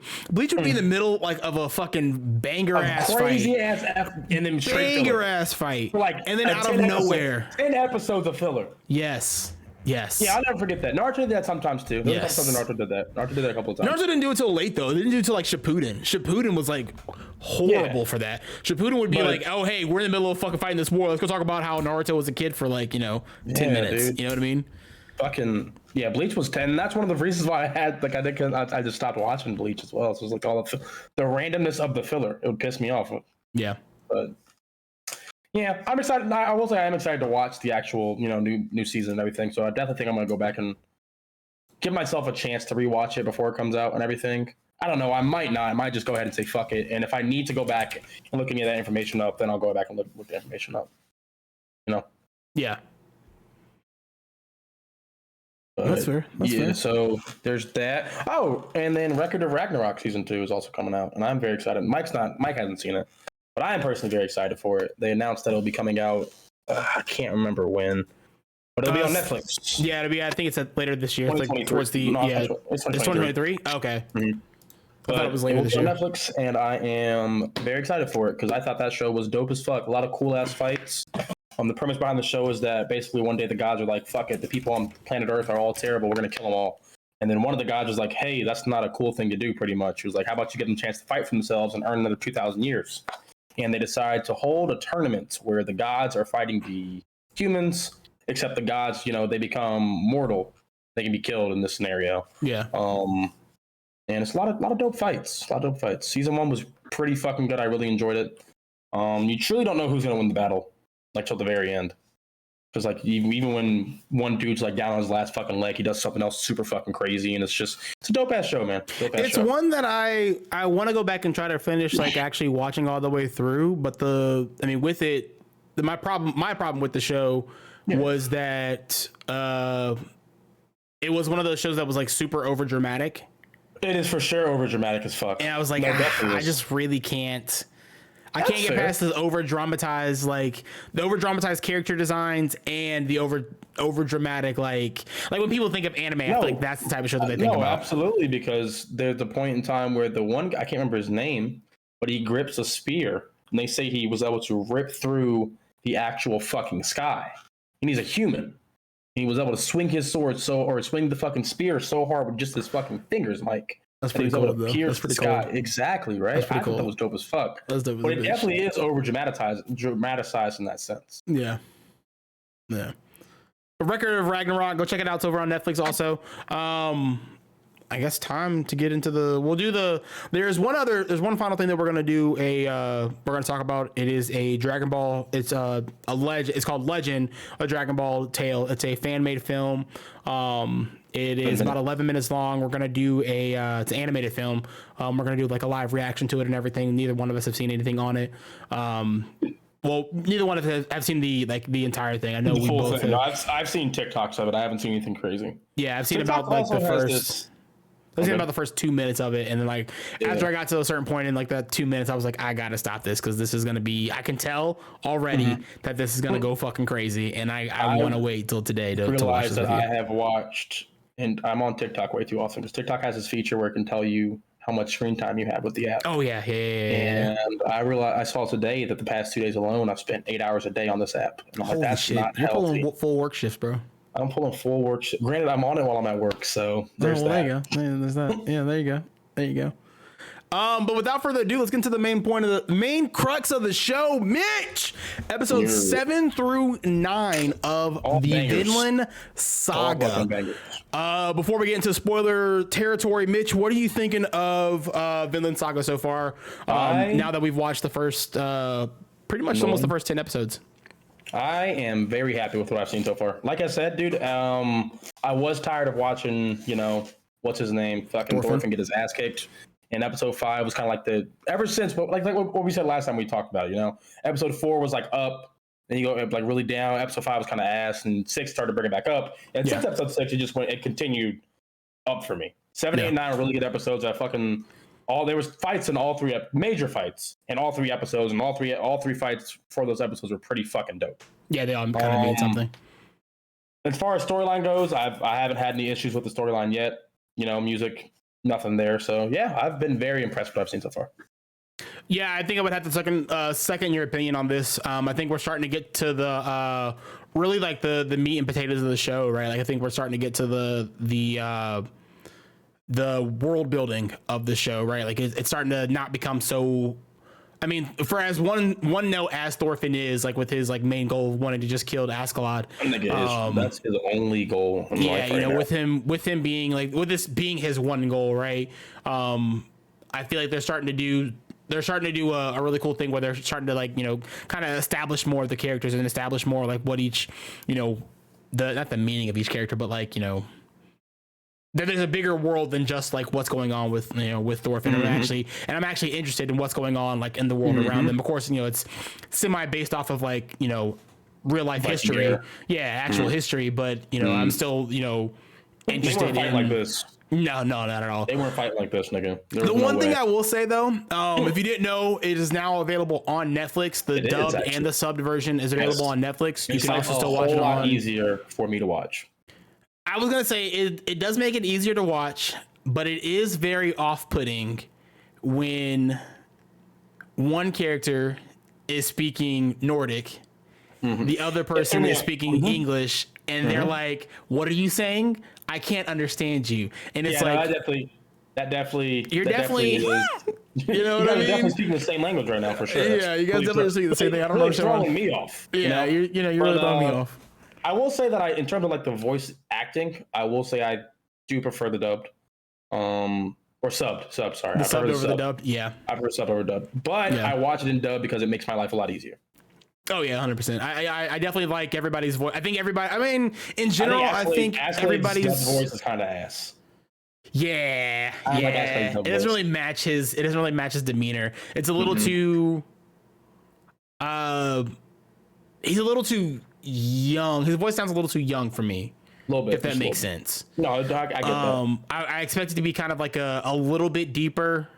I don't know. Yeah, you don't need, because he still has appears to have childish qualities. Yeah. So I get where they were their mindset behind it, but I can't remember. It was some sub character. I can't remember what voice actor, but it's a very familiar voice actor. And I was like, why didn't they give Ashley his voice? Yeah. If I'll go back and watch the episode and I'll figure it out, whoever it was. But yeah, for sure. Episodes. We're watching episode 7, 6, or 7, 8, and 9. And those episodes are Normandy, Bridge of the Edge of the Sea, and the Battle of the London Bridge. We'll start with Normandy. This one is the episode where the Franks and the English end up fighting. The Franks and the English end up fighting. The Franks are trying to invade the English base. Yeah, that's right. Because the Edge of the Sea one is where he starts. They go back to the No, wait, is that the same one? No, what? So the Frank fight. The Frank fight is in episode 7. Askeladd and there you go. Yeah, okay, yeah. I was getting confused. Thorfinn, their fight is in episode 8. Yeah. Thorkin and Thorfinn's fight is episode 9. Yeah. A lot of Thors in the show. A lot of Thors, a lot of Clads, and Thorkill was the dude's name or whatever. Thorkin. Is it? I thought it was Thorkill. Thorkin. I could have sworn it was Thorkill. Look it up now. I'm looking it up right now. I want to see. I want to be right so bad. I hope I'm right. So bad. You take Thorkill. I'm gonna look it up myself. I'm not gonna trust you. Okay, whatever. Thorkel, not kill. Thorkel. Okay, so we were both wrong. We were both kind of wrong. I mean, I was more right than you were, but you know. No, but you were wrong. You know, it's like splitting hairs. You know what I mean? It's kind of like splitting hairs. If we both failed an exam, we both failed an exam, right? No. I mean, but if I got like a 78 and you know. No, that's not like a 77. You know, you'd have to take like a 67. Okay, well, if I got a 67, you got like a 65. You know, I would consider myself a little bit, you know, more better. Intelligent. You still failed though. Yeah, but I mean, I'm closer to passing than you are. You know what I mean? Yeah, but you're still stupid. Nah, to each their own. Comparing this stupid of two people, I mean, you want to be put in that category? You know, you're still in the category of stupid. You know, well, you know. Either way. Anyway, episode 7. Yeah, I'm gonna read off of the synopsis from Wikipedia. The Danish king, Forkbread. Yeah, Forkbread is his name. Withdrawal. So you got the big huge fight between the Danish and the English that are happening right now, or at least at this moment in time. And the Danish king decides to pull back his forces to give the English a little bit of a break and give his soldiers kind of a break or whatever, in preparation for like the winter coming up. Of course, because Askeladd and everybody have been helping the Danish fight, they haven't been able to go out and like pillage as much as they normally pillage, and so they haven't been able to get there, as much resources as they would normally bring back to their their hometown or whatever. And then as everybody's kind of packing up and getting ready to go, they happen upon this village between two Francs, which are sections of France or whatever. They're fighting each other. Two groups of Francs that are fighting each other, and they decide to help out one of the sides. Mitch, what did you think of episode 7 overall? I enjoyed it. Again, dude, I really enjoyed every last one of these episodes. It's kind of cool seeing where Thorfinn's at. I've enjoyed his story a lot so far. It's wild though because it's a pretty basic story. It really is just him wanting to kill Askeladd. Yeah, but at the same time, you do see his moments of like that's not till episode 8, I think. Yeah, when he loses. But episode 7, you still see like he's being used a lot by Askeladd right now, and it's kind of cool because by the end of episode 9, you kind of see that I take it as Askeladd is kind of treating Thorfinn as a son, not a son, but kind of a son, Yeah, that was kind of the relationship that I was getting from it, right? Like I was kind of getting the same vibe, that kind of vibe where he's starting to grow really fond of Thorfinn. Mm-hmm. Thorfinn's been around enough, long enough, and he cares. And it doesn't really show. It's weird. Yeah, it's weird because he doesn't give a fuck about him at the same time. Like if he dies, he definitely doesn't. He gives two shits. Yeah. At the same time, he still enjoys seeing his progress as a warrior. Yeah, because it's. I feel like it's one of those things where it's fun to watch him grow, right? Like it's fun to watch him go from this bratty, whiny kid who could barely hold a sword in the beginning to this dude who's like a complete total fucking badass now, right? That nigga is whooping ass. And like I think they've done such a great job with like developing his, like you believe that he's as powerful as he is, right? Like, you believe that he's as talented as he is, like in battle, with the all the time. Oh yeah, all the time, brooding, constantly brooding. Doesn't do anything but brood. But yeah, no. During the Frank battle or whatever, or prior to the Frank battle or whatever, when one of the sides retreats, Askeladd sees the two of them, and they decide to take it up as an opportunity to potentially get some more resources. So they send Thorfinn out to go and talk to one of the sides of the Franks, and tell him that they will help them crush the other side if they agree to like split half of the winnings or earnings, like whatever you want to call them, the resources, whatever. Treasure, there you go. The shillings, I don't fucking know. With both of them, he of course tells Askeladd tells Thorfinn to go out there and check on them, or not check on them, but to go out there and deliver the message to them. And Thorfinn says, "I'm not doing shit unless you agree to give me something. Run me that fade. Yeah, I need something." And he's like, "Bro, you still on this? You still on this? You still on this? All right, if you want to be." I still box that ass, bro. He tells him that if he brings back a general's head, then he'll agree to challenge him to a duel, and he'll accept the duel and everything like that, and then they'll we'll see what happens. And so sure enough, everybody goes out. They fight. They help the one side of the Franks get into the actual village. Of course, Askeladd is one step ahead of everybody, as he always is. And after they pillage and everything, after they finish beating the Franks, by the time everybody realizes what's actually happened, Askeladd and the team have already taken all the actual important rewards for themselves, and have went about their merry way. Which I thought was really cool. Again, it's always, I always love seeing Askeladd, build Askeladd's character and showing how intelligent he is as far as a general goes, or even just a commander, and his forces and everything, his army and everything. Yeah, no, that's episode 7. Episode 7, of course, ends with Thorfinn, having killed one of the main general that was there. He brings the head to Askeladd, and it ends with Thorfinn challenging Askeladd to a duel while they head off to back to what you presume is Askeladd's hometown. And this is where I was kind of a little bit confused, or not confused, but I was kind of how often do they return home? Because when we get into episode 8, nobody in the village knows about Thorfinn. Nobody knows about Thorfinn. I mean, it's been some years. And they say it's been some years. So, but they're coming back because it's winter time. So it's what were they doing the previous winters? Yeah. What were they doing all there or whatever? And I guess you could say they were out, out and about, and they just, their tours happen, or their campaigns happen to be, X amount of years, and they just happen to be, keep those people or stay out for that long, and they come home and bring everything back or whatever. But overall I thought episode 7 was pretty cool. It was again, it was fun seeing Thorfinn, do his fucking thing and go out and fucking just completely demolish everybody. And then so then we lead into episode 8. Of course, episode 8 is them coming home for the winter, them hanging out and doing their thing. And then we get to the main duel between Askeladd, the second major time that they fight, second major time that they have fought, at least that we've seen anyway. Askeladd and Thorfinn go at it, and this fight is also really fucking good. Very good. I liked how I feel like Askeladd realized that from a fighting standpoint, he probably couldn't beat Thorfinn. There was a point, I think it was a point in time for sure while he was watching it where he was or more so, maybe not necessarily beat him, but he probably would have lost an arm or something in the process. Yeah. And again, we keep talking about every week, this show does such a great job with giving saying so much with so little, right? And it's not even that he says this, is that it's a look. It's just a look on his face where he stares. He's like, nah. You gotta work in my ass.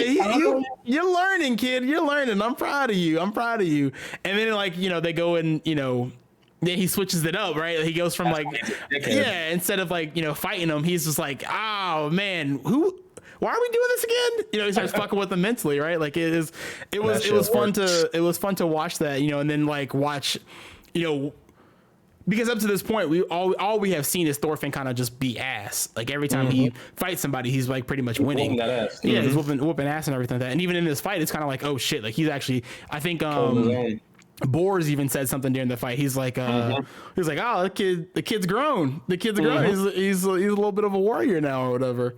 But it's still cool to see him, or it's not like, it's still cool to see that he still has his flaws, right? He still has some learning to go, and it's like, okay, I can see where they're trying to go with this character and how they're trying to build him up, or how they're trying to where it's no longer about like his physical strength when it comes to Askeladd. It's more about his mental strength, and now that I feel like the next hurdle that he's going to go over isn't going to be so much physical as it is like you know, a mental fight. Mental thing. It's kind of, and you can kind of see that. You can kind of already see that early on, at the end of episode 8, because you see after, you know, he takes his L, him on the boat with the slave woman. Yeah. And like right before the play, when he gets up there, he kind of has the flashback, not really flashback, with his dad, where he sees his dad on the boat. The dad's consoling him and everything like that, and he's still reminding him like, "Hey, man, gotta remember at the end of the day, no one's your enemy," you know. So like, you kind of already see. Mentally, he's starting to grow there as well. Yeah. They also do some cool stuff with talking about how, like, you know, everybody is kind of a slave to something, and you know, you can manipulate anybody.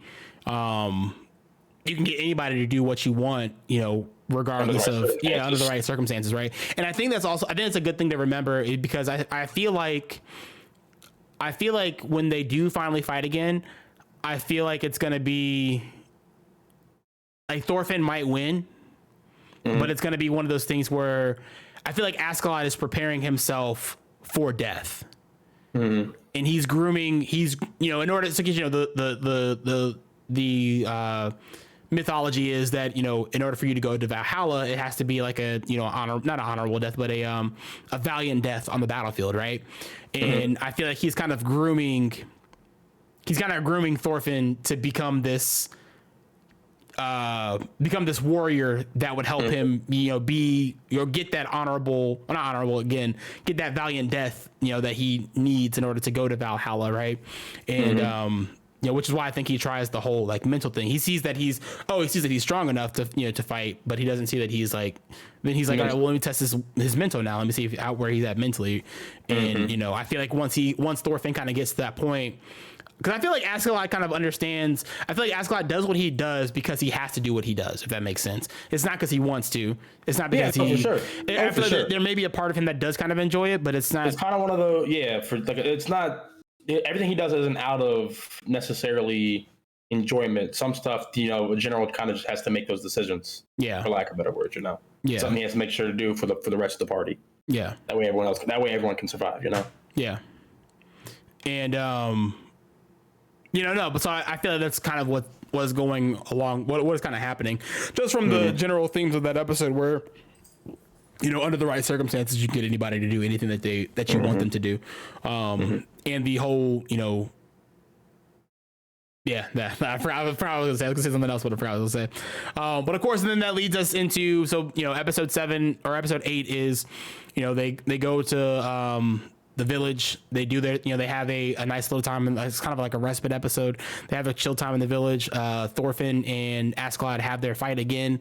This is what we, you know, just finished talking about. Askeladd kind of works Thorfinn in a mental game, and that, of course, you know, I like how they showed that it's not just Askeladd that's really warming up to everybody, it's not just Askeladd that's warming up to Thorfinn. It's kind of the whole group is really warming up to Thorfinn, because, you know, you have that moment where, you know, after the fight, you know, you got the two guys that are there, and the one dude that's supposed to be on patrol comes back out, and he's like, bro, you're supposed to be out there. It's like, oh, Thorfinn said, you know, he'll sit out there, and everybody's like, he's brooding again. He's pouting, you know, the big baby, blah blah blah. But it was in like a very weird, and not weird, but a very like endearing, you know, not really endearing kind of way. I just like seeing that everybody's kind of like coming around to you know, being him. And I feel like what's going to end up happening is I feel like Thorfinn's eventually going to see the rest of the team as his, surrogate family. Mm-hmm. I think he's going to realize that I think he is. I mean, I'm not saying that he's going to be. I think that nigga hates Escalade. I don't know. You don't think so? That nigga, everything right now is driving. I mean, maybe we'll have to see. I feel like we'll come back to this question or this statement at the end of the season. For sure, because I can see where your thought process is with that, but as of right now, he just really wants to kill my mans. That's all he wants to do. That's all he gives a fuck about. Do you think Askeladd's if Askeladd died early? I'm trying to think of how to phrase this question. Does he go back home, or does he stay? Not if he stays, but it's one of. I feel like it's. Yeah. Do you think he stays if Askeladd ends up getting killed somehow? No. As of right, if Askeladd died, let's say episode 10. If he died in episode 10, Thorfinn's going home. You think he's going back? He's going back to his people. Yeah. You don't think he's going to stay with them because it's going to drive him crazy that he didn't kill him? I mean, it would piss him off, but I think he would go home. I don't think he would stay and try to accomplish anything. What else is there for him to really accomplish? Yeah. He doesn't have anything to prove to anybody at that point. At this point, it's a personal vendetta for him. Yeah. Yeah. But episode 8 then ends with him. We get introduced to the slave girl, who is she was of royal blood. She ends up becoming the slave to her family got lost power. They took a huge fall. And the daughter, the slave girl that we meet, ends up getting sold to Askeladd's uncle, and ends up being treated as like a slave, like a slave does. As a slave would be treated. Yeah, as a slave would be treated, right? Pretty much like shit. You kind of realize that Askeladd really isn't, not Askeladd, but Askeladd's uncle really isn't shit.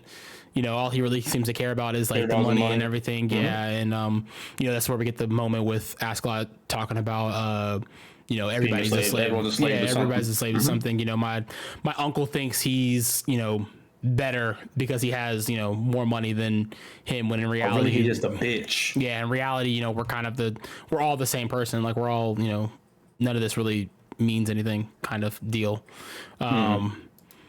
And of course it ends there. I'm trying to see. Episode 9 starts off with them being on the London Bridge. Episode starts with the London Bridge. That's right. Where we at? Technically, episode 8 ends with this man Thorkel throwing a freaking hammer through, or not a hammer, but a fucking axe through a bunch of goddamn. I don't know if that's the English, or I can't remember. That episode 9, I can't remember. The beginning of it kind of threw, the beginning of it threw me off. But I just know he threw an axe to a bunch of people's necks. Yeah. So the episode ends. So not episode, but we go through a bit of a time skip halfway through the episode. We end up jumping from, I think, the year 1012 to 1013. So it's about a year later or whatever, because I think it ends up being in like August or September sometime around there. So at this point, what's it called? Thorfinn's arm's healed because he did get it dislocated. Yeah. So a bit of time has passed, and they're Askeladd and the team are back helping the Danish kind of fight. Come to find out that one of the major Danish heroes, Thorkel, ended up changing sides because he wanted, he got tired of beating the English so many times that he was like, you know what? Let me help them out. I gotta fight somebody, bro. And I know my boys have got some crazy hands. So let me join the other side and jump over there and we meet Thorkel. This is a wild thought. Wild reason. Yeah. That's a wild reason to defect. But I mean, it's Viking time, bro. Like, all you want to do is fucking fight, bro. Them niggas are so weak. I'm gonna join them so I can fucking fight my team. That's crazy. Yeah, man, it's insane. But we get introduced to him because Floki comes up in the next episode, right? Or does he come in? He comes in the this episode. Floki, he's this episode. It's this episode. No, episode. Well, he also appears at the end of episode 8 because they also were talking about the whole. Right before the time skip, they're talking about actually right at the beginning of the time skip. It's the meeting with him and the king, and the king's saying like, "Hey, I'm going to lead the army out." Or he's getting ready to lead the army out. They're also talking about Prince, whatever his name. It starts with a C. the prince of the English or the Danish people and everything. So yeah. Hold on, I'm gonna find it. But Floki talking to Thorkel is at the beginning of episode 9. That's what you're talking about. That it's in episode 9. Yeah, Floki talking to Thorkel is in episode 9. Okay. Yeah, that's beginning of episode 9. Okay. He's like, hey man, I need you to fucking trying to help out, my boy. Hey man, you joined the other side. Can you kind of get the English to like just let us have this spot, right? Can you just let us, because everybody's fighting over the London Bridge, right? It's the Danish have been pushing. The Danish have been pushing into England, English territory for almost a year, better part of a year now, and they get all the way in there until they get to London. And when they get to London, that's when they start to have trouble. And the reason why they're having trouble is because Thorkel is there, who is just trying to I feel like he's just trying to have an honorable death. Also, he's just trying to motherfucker's trying to get into Valhalla, bro. He's want to get into Valhalla, bro. This nigga's stronger than bitches that I know. He's crazy. But Floki, talks to him. He's like, "Hey man, can you join? Can you stand down?" And then as he's asking him, he proceeds to throw that fucking big ass fucking pillar. Yeah, he throws a bunch of big ass. He did the fucking rock first. He throws the rock first. He did throw the big ass rock first. He throws the big ass rock first, and Floki's like, "Yo, we gotta get the fuck out of here, bro. Row. He's gotta go get wild. Us the fuck out of here." And then the Danish king still sends in his forces, to which fucking Thorkel fucks them bitches up. Yeah. By using fucking entire trees, pretty much, that have been shipping down to pretty much fence posts. He uses fence posts. Imagine this, a wooden fence post, but like he uses wooden fence posts, big ass wooden fence posts. Yeah. And he just starts throwing them bitches at people. Yeah, no, and then of course that leads us into the next episode, which, of course, episode 9, and so of course, obviously Askeladd and company are helping the Danish out again. They're still fighting the good fight, as some would say, and they are they come up on the London Bridge, and Askeladd realizes that Thorkel's there, and he's like, oh shit. Hey, he's we're gonna have some trouble. He's like, yo man, hey, you want to fight again? Let's knock that nigga out. I got you, bro. I'll let you. Yeah, we'll fight one more time if you can go fight him or whatever. And so Thorfinn, not thinking, not realizing what's going on and not understanding what's happening. He don't know how strong Thorkel is. Yeah, goes and tries his normal things, and unfortunately gets his ass beat. He gets his cheeks popped in. Fucking, he tried to. There was that really cool moment where he dashes around him. Yeah, he tries to come in and he stabs him or whatever. He low key was working him for a little bit there. It just wasn't. Well, bro, when he sliced his wrist, yeah, he got his wrist, dude. He got his wrist, and he was like, "Oh, dude, you're pretty cool. You're strong. You're pretty cool, strong, ain't you?" And the fact that he when he stabbed him and he was just fucking flinging him around, pulled out did the whole Thor, or not Thor, but Hulk thing to Loki when Hulk did the fucking same thing to Loki or whatever in Avengers. Shit out of him. His arm broke 3 ribs. Yeah, scared the fuck out of him. He got away. He got away though. Then he tells him that he's Thor, or Thor's his son, and that makes him even more excited. He's like, "Yo, we gotta keep going, bro. Run that shit back, bro. Yo, we gotta keep going, bro." Even after getting his fucking, then he gets 2 fingers chopped off. He's like, "Shut off, yo, come back." And he's just bleeding out. We gotta fight again, bro. That shit was fun. But yeah, then we end up. For the most part, that episode is really just that fight. Yeah, but then you have the stuff with Chant or whatever his name is, the prince. Yeah, but I mean, I haven't had enough talk about the prince yet to where I'm really like. I mean, I guess for the sake of what we're doing right now, we should talk about it. But I don't really have any feelings towards that scenario yet because I haven't really seen that nigga in battle at all. So I don't really care for it. Well, I mean, they're also talking about how the prince doesn't really fight like that. You know what I mean? That's what I'm saying. That's why I'm like, fighter. You look like a bitch then. In this age, why he out here on the battlefield? He's just a bitch. But it's one of those things where it's like the father, the sins of the father, right? Like the father, his dad is like kind of forcing him into this fight with that he obviously doesn't want to go in, and old boy keeps telling him, he's not ready for this. Like he does not need to go into this fight. Like he's not going to win. It's not going to be a good time. That boy is going to get killed if you don't take him out. Yeah, but Yeah, no, that's kind of it. That's where episode 9 ends. So you kind of have it ends after you see the Danish retreating with Askeladd and everything, and you kind of see Thorfinn have an emotional moment at the very end there, where he's like, "Yo, why the fuck are people so excited to be killing each other?"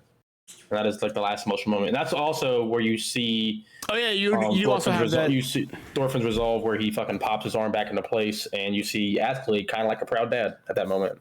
Yeah. Like, No, I feel that there's a couple other spots that I skipped over also, where you kind of realize that you kind of see that stuff that we were talking about before with Thor's coming back and talking to him and being like, not everybody is your enemy, right? And he says to Askeladd, he's like, how many people I've already killed for you, like. Mm-hmm. Like why do you keep like doing this? Like, why do you keep doing this to me? Like, let's just settle this. Let's just keep doing this duel until I fucking win. Let's, and it kind of shows that it does kind of show a little bit of growth that he's like, he is, or not growth, but it shows that like, he knows what he's doing. He hasn't lost his way completely. You know what I mean? He's not in this for the beauty of the battle. He's in this because he wants to get revenge. Like, he really wants to get that revenge. So, indeed. And that's episode 9. Yeah. Overall, last 3 episodes of the 1, 2, 3, 4, 5, 6, 7, 8, 9. My favorite 3 so far. I really enjoyed every episode of 7, 8, 9. I really enjoyed. So yeah. And I really like the fact that they're all like really. Yeah, I feel like they're all really cool. They all were really good fights. They were nice, like kind of quick and to the point too. You know what I mean? Mm-hmm. They kind of got things going start to finish, and it was kind of like in and out. I will say some of the King stuff was a little hard to follow there for a minute. No, for sure. As far as like what exactly was happening, like anytime they pull the curtain back and they start talking about like the history, the actual like history stuff and everything, I'm kind of like, all right, wait. Who's Danish again? Who's who? Who's the? Yeah, no, it do be fucking me up. Who's the English side again? And because again, there's like they're speaking the same language, but it's like I don't understand a word he's fucking saying right now. It's like, well, what are you actually speaking? Like, what are you technically speaking or whatever? Which I guess the same thing was true, and it was happening in Japanese also, but I guess it just wasn't as like. To me, it wasn't like as prevalent, if that makes sense. Mm-hmm. Like I wasn't noticing it as much, just because obviously I don't speak Japanese or I don't know it fluently enough to really like be able to point out when obviously you're saying the same thing, but it kind of feels like it's not really the same thing. Yeah. So, but yeah, no, we'll be back with next week with episodes 10 through 12. Yeah, 10 through 12.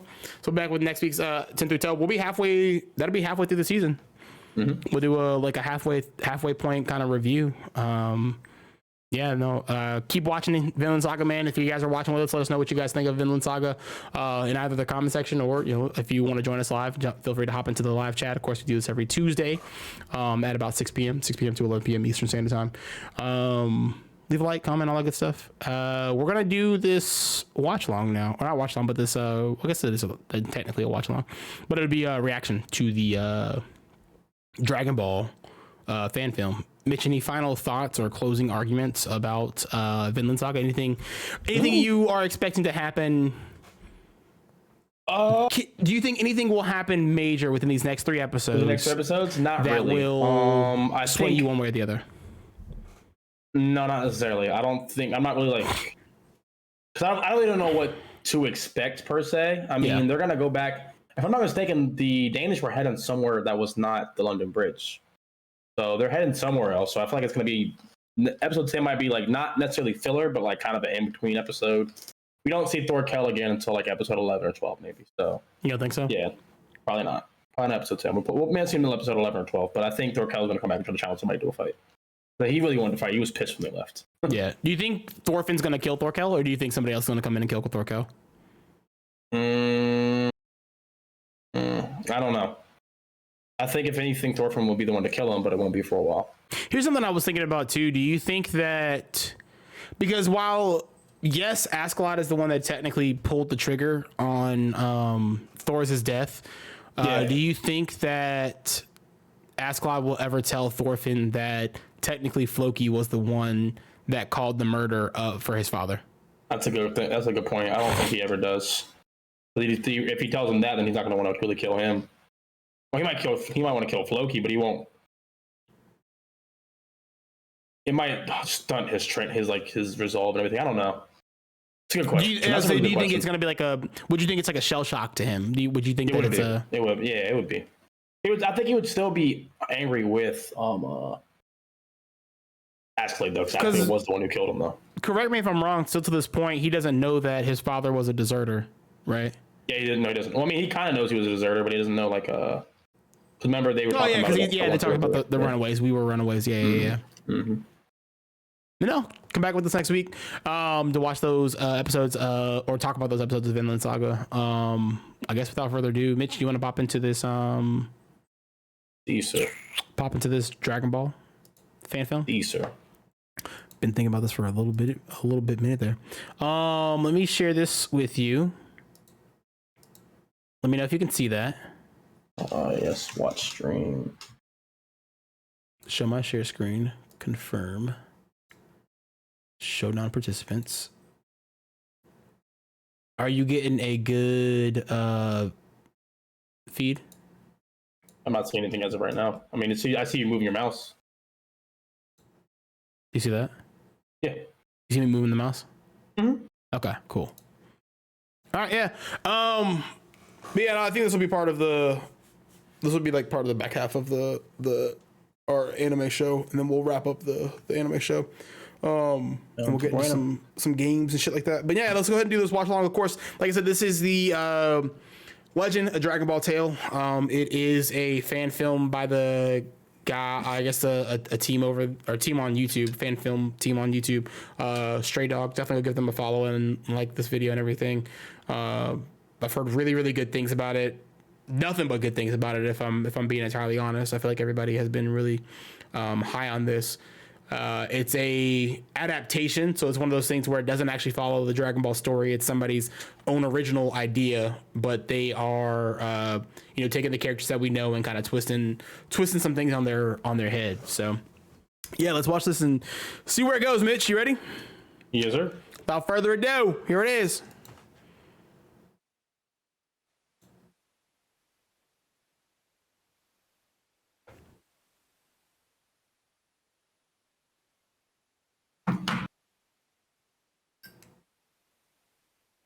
Any sound right now? No, not right now.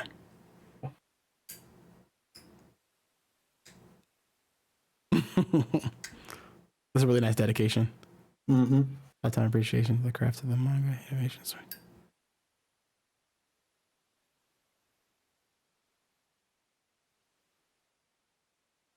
I just know his dude has to have like all type of offers coming his way now.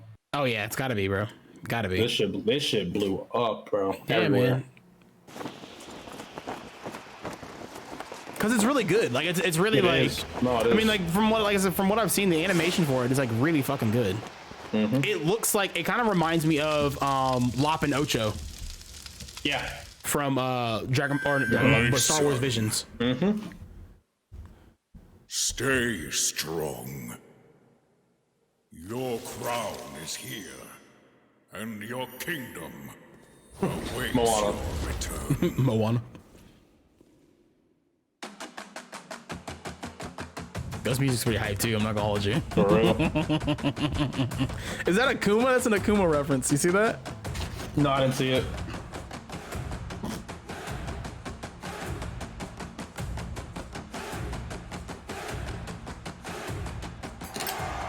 Just how stupid can you be? Have we ever met? Have we ever met? Like even the voice acting in this is really good. Can you just tell me what I forgot so I can remember? Unbelievable! And did you forget the promise you made me as well? That's what? You promised You can hear it, right? to marry me, Goku! Well, his life's over. Is that all you can say for yourself? Oh, shit.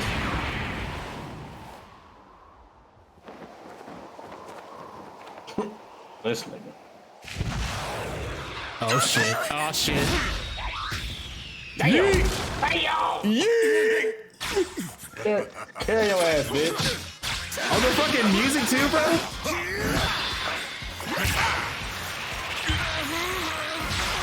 Oh shit. Worked his ass. Is that Broly? Is this gonna be Broly? Yeah, for sure it is.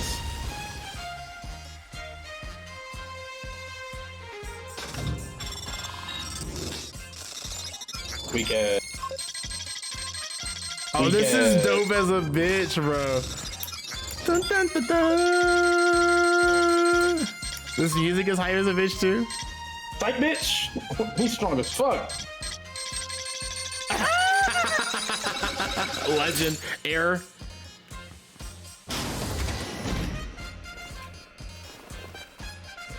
Yo, get my boy Vegeta like some.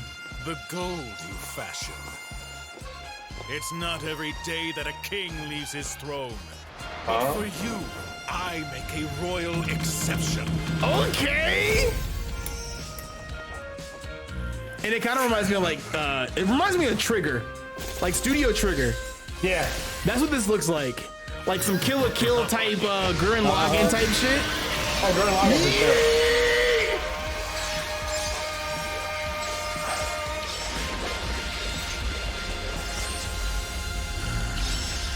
I'm trying to see if he can hold his own with him though. Yeah.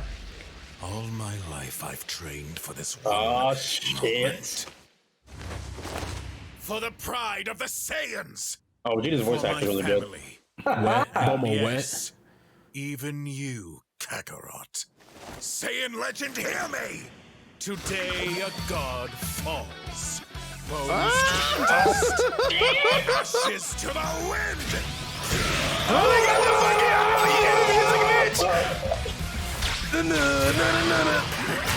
That was a dope transformation, I'm not gonna lie. That was a pretty dope transformation. The yellow pin is dope as a bitch. Yeah, bro. It does make me really sad that like they really got rid of like the tail situation in Z. Because I really wish they would have kept the tails.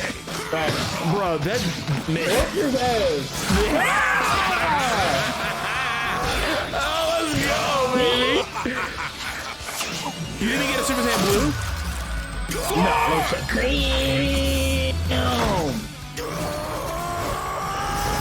Doing this with crap flip like that is crazy. Damn! Yo, look at the ground animation, dog! Look at the ground animation! Nah, this shit is fire as a bitch. I don't care. Oh, damn! Oh, got my ass. Don't tease me like that, right? Bro, the power down, then power back up? Damn.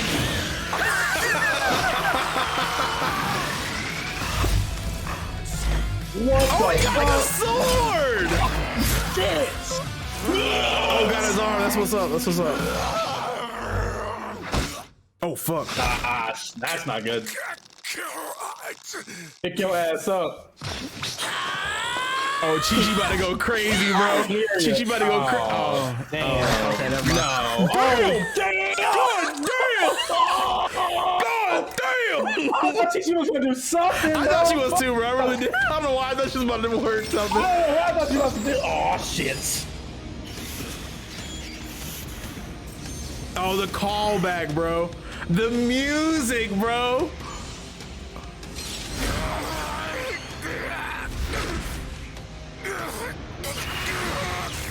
Oh.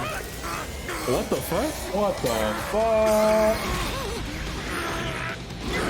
Oh, what the fuck? Oh, that's fire as a bitch. The savior from heaven. Son Goku. I think it's supposed to be like a callback to like a reference to the Valley of the West or Journey to the West. Bro. Bro. Nah, this is going kind of crazy. This is going kind of crazy. This animation dope as a bitch. Yeah, this is kind of it right here. Now, Kakarot!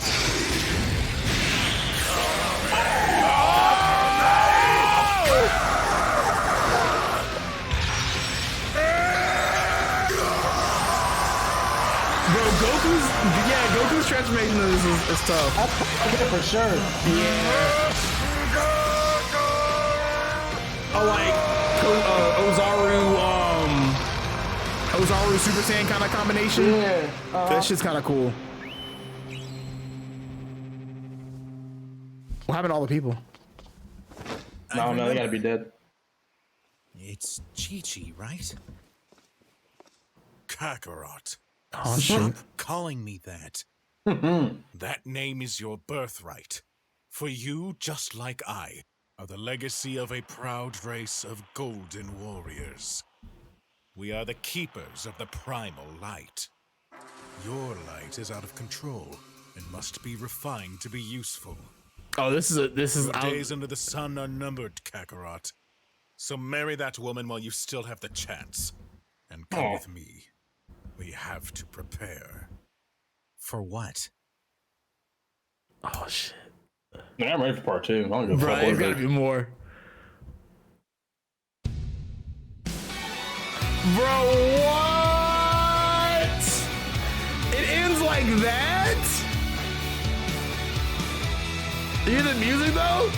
Can I get a series? I don't give a fuck, man. Let me get a series. Let me get Netflix. Get this nigga 12 episodes. Somebody give this man a fucking, Somebody give him fucking multi-million-dollar contract, now, bro. Please. Jordan Wool. Like, I liked everybody's voices.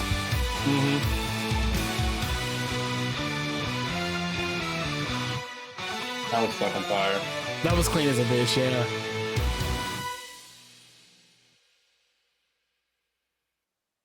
That was good as a bitch. That was good as a. Oh shit! Hold on. Post credit scene. He blasted that nigga all the way out there. God damn, he not dead yet. Oh shit. This gotta be Frieza. This is gonna be a Frieza reference.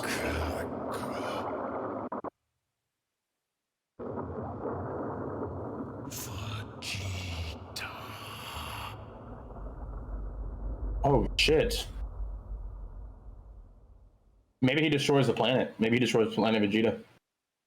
Oh, that'd be cool. That would be a cool twist. Like Broly was the one to go back and destroy planet Vegeta instead of Frieza being the one to destroy planet Vegeta. Yeah. Hi, I'm Nasser Pasha, and I'm the creator of Legend of Dragon Ball Z. Oh shit, that was cool. That was a fire-ass intro too. I'd like to say, but I'll save most of it for another time. First, I'd like to say thank you to each of you for taking the time to watch this film. Your attention is greatly appreciated. As well, I'd like to give a huge and sincere thank you to my entire Imagine being that good at animating this film to life. Their work is supremely skillful. I've gone ahead and dropped links to their socials in the YouTube description of this video, so please do take the time and check out all their work and share it with your friends. Yeah, because this is a team effort. And lastly, it goes without saying, but animation takes a lot of time and energy and focus and stamina and budget and time. We had all that stuff except the budget.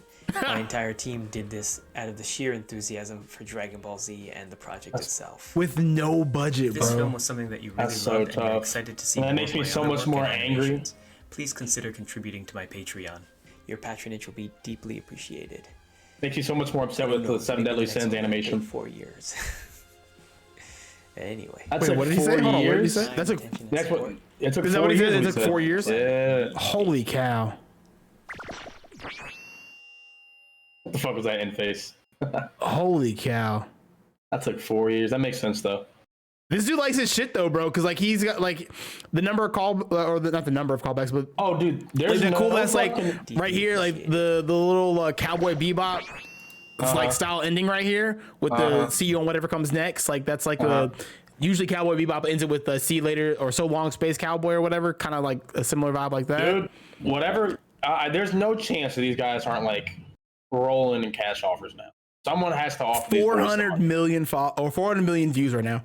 Yeah, dude. 400 million views. 400 million views. God, yeah, bro. 4.054 million views.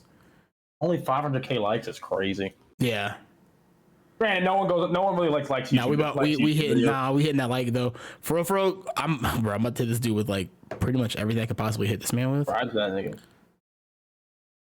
Wow, I would have thought his followers would be going crazy at this point. Yeah, you would think that's crazy. Yeah, that's wild. It's interesting. It's really hard. What was his That just goes to show you, right? Like, if you aren't, even if people love your work, they're not necessarily going to follow you. Yeah. And this is the rest of the team down here. Yeah, if y'all haven't already, definitely go give Agent Mystery Me a follow on he needs to get that fucking YouTube subscription up too, because that YouTube subscription is only at 182,000. Excuse me, not 182. That's like small numbers. But no, that was fire. That was really fucking good. That was really good.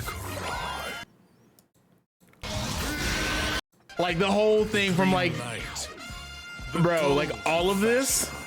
That shit was dope, bro. It's not every day that a king leaves his throne, but for you. And what I would hope that they would do, I mean, obviously, I don't think that they would. I don't know if they would be able to make a series like this, like an actual like. I don't know if they would get the okay to actually make a series. And they should. You know what I mean? Because like that's not old bullshit if they don't. At least not. It wouldn't be based on. It wouldn't be like it couldn't be connected to Dragon Ball. Yeah. I don't think it would be able to be connected to Dragon Ball. But shit, I mean, like they could turn this into like. Life I've trained for this one. I don't know, something. This shit was fire. For the pride of the Saiyans, for my family, and almost. Yes, even you. I didn't realize that Yamcha was sitting next to her. Yeah. Today a god falls. I mean, for real, you definitely know you're losing your girl. If this shit rolls up like this. Hit me with the fucking ultimate battle song, dude. This shit is so clean, bro.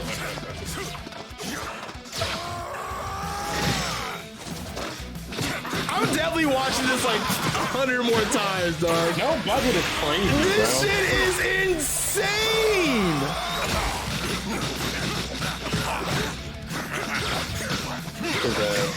This is fucking insane. Damn. Fuck it.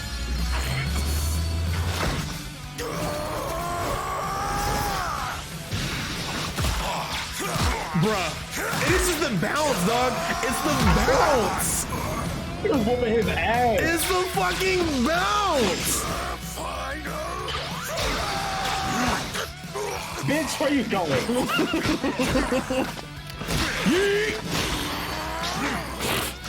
And I like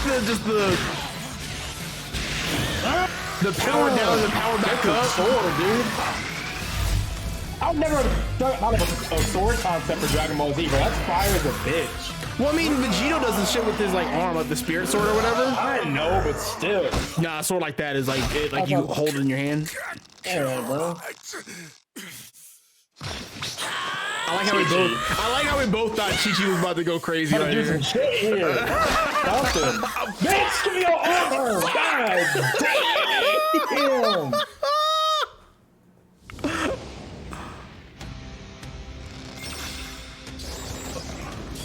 And then the music playing in the background too, dog. Like, it's perfect.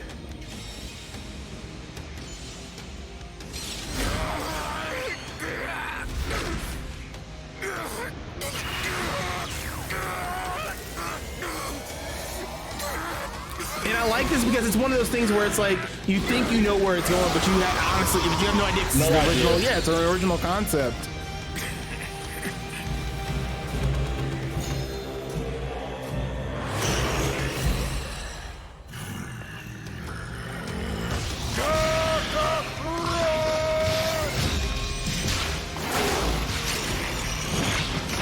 I love the idea, like with animation, like when stuff like they do it where literally the person's moving so fast that their arms like it's essentially like fucking jelly.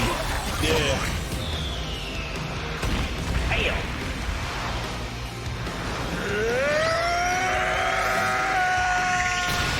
Yeah, so behind that point right there, that's fucking so That's so fucking cool, dog. That's so fucking cool, dog. That's so fucking cool.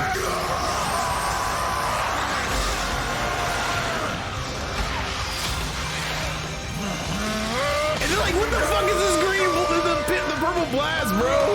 That's it. What's it called? Again, bro.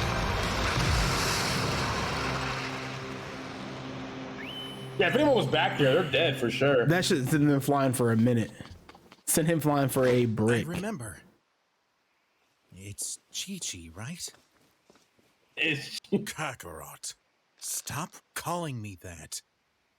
That name is your birthright. For you, just like I, are the legacy of a proud race of golden warriors. We are the keepers of the primal light. The fucking primal Legit light watch shit this like is- 5 more times. Huh? You legit watch this. Oh 5 yeah, more times. 100%, 100%. Speaking of something like this, like I just rewatched the last 3 episodes or last 3 episodes of Visions, Star Wars Visions. Yeah, Bro, that show. I'm so happy we're getting season 2, bro. I'm so happy we're getting season 2. War.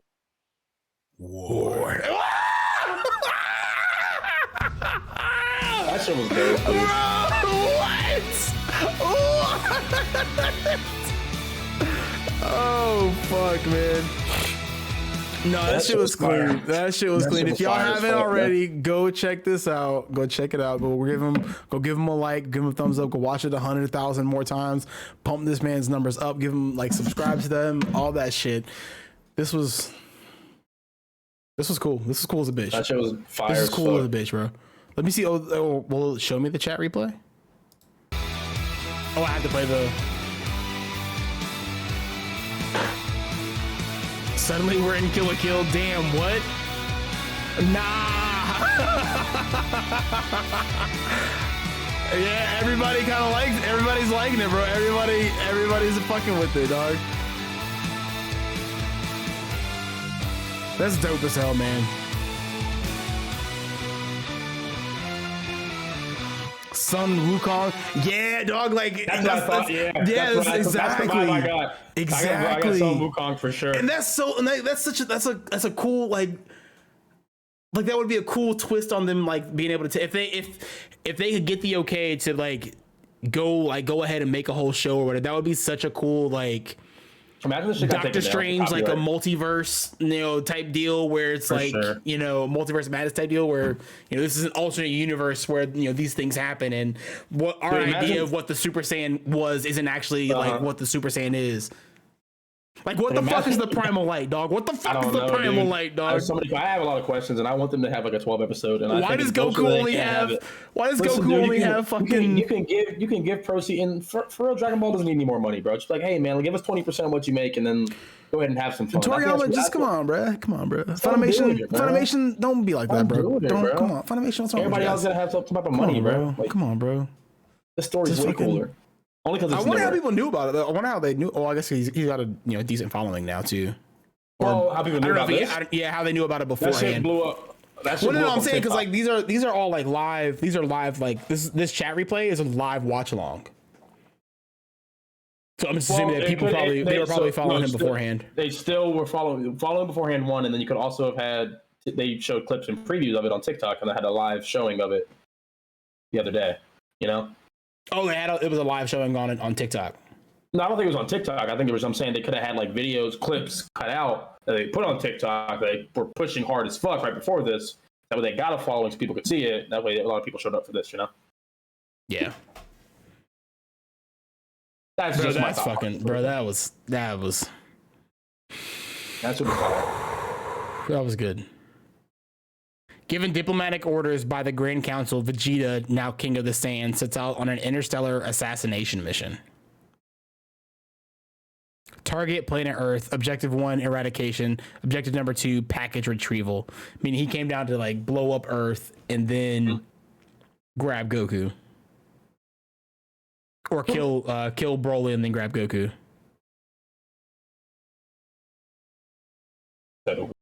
Bitch, what war?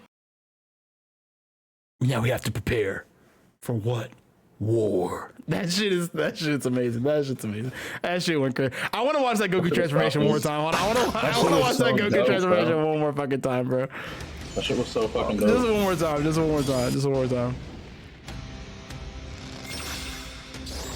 I'm sorry. I gotta do it at least one more time. That shit was fire, dude.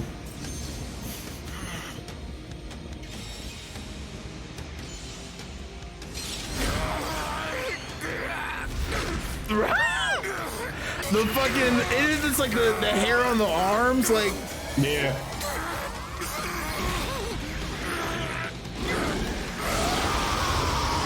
And then what the?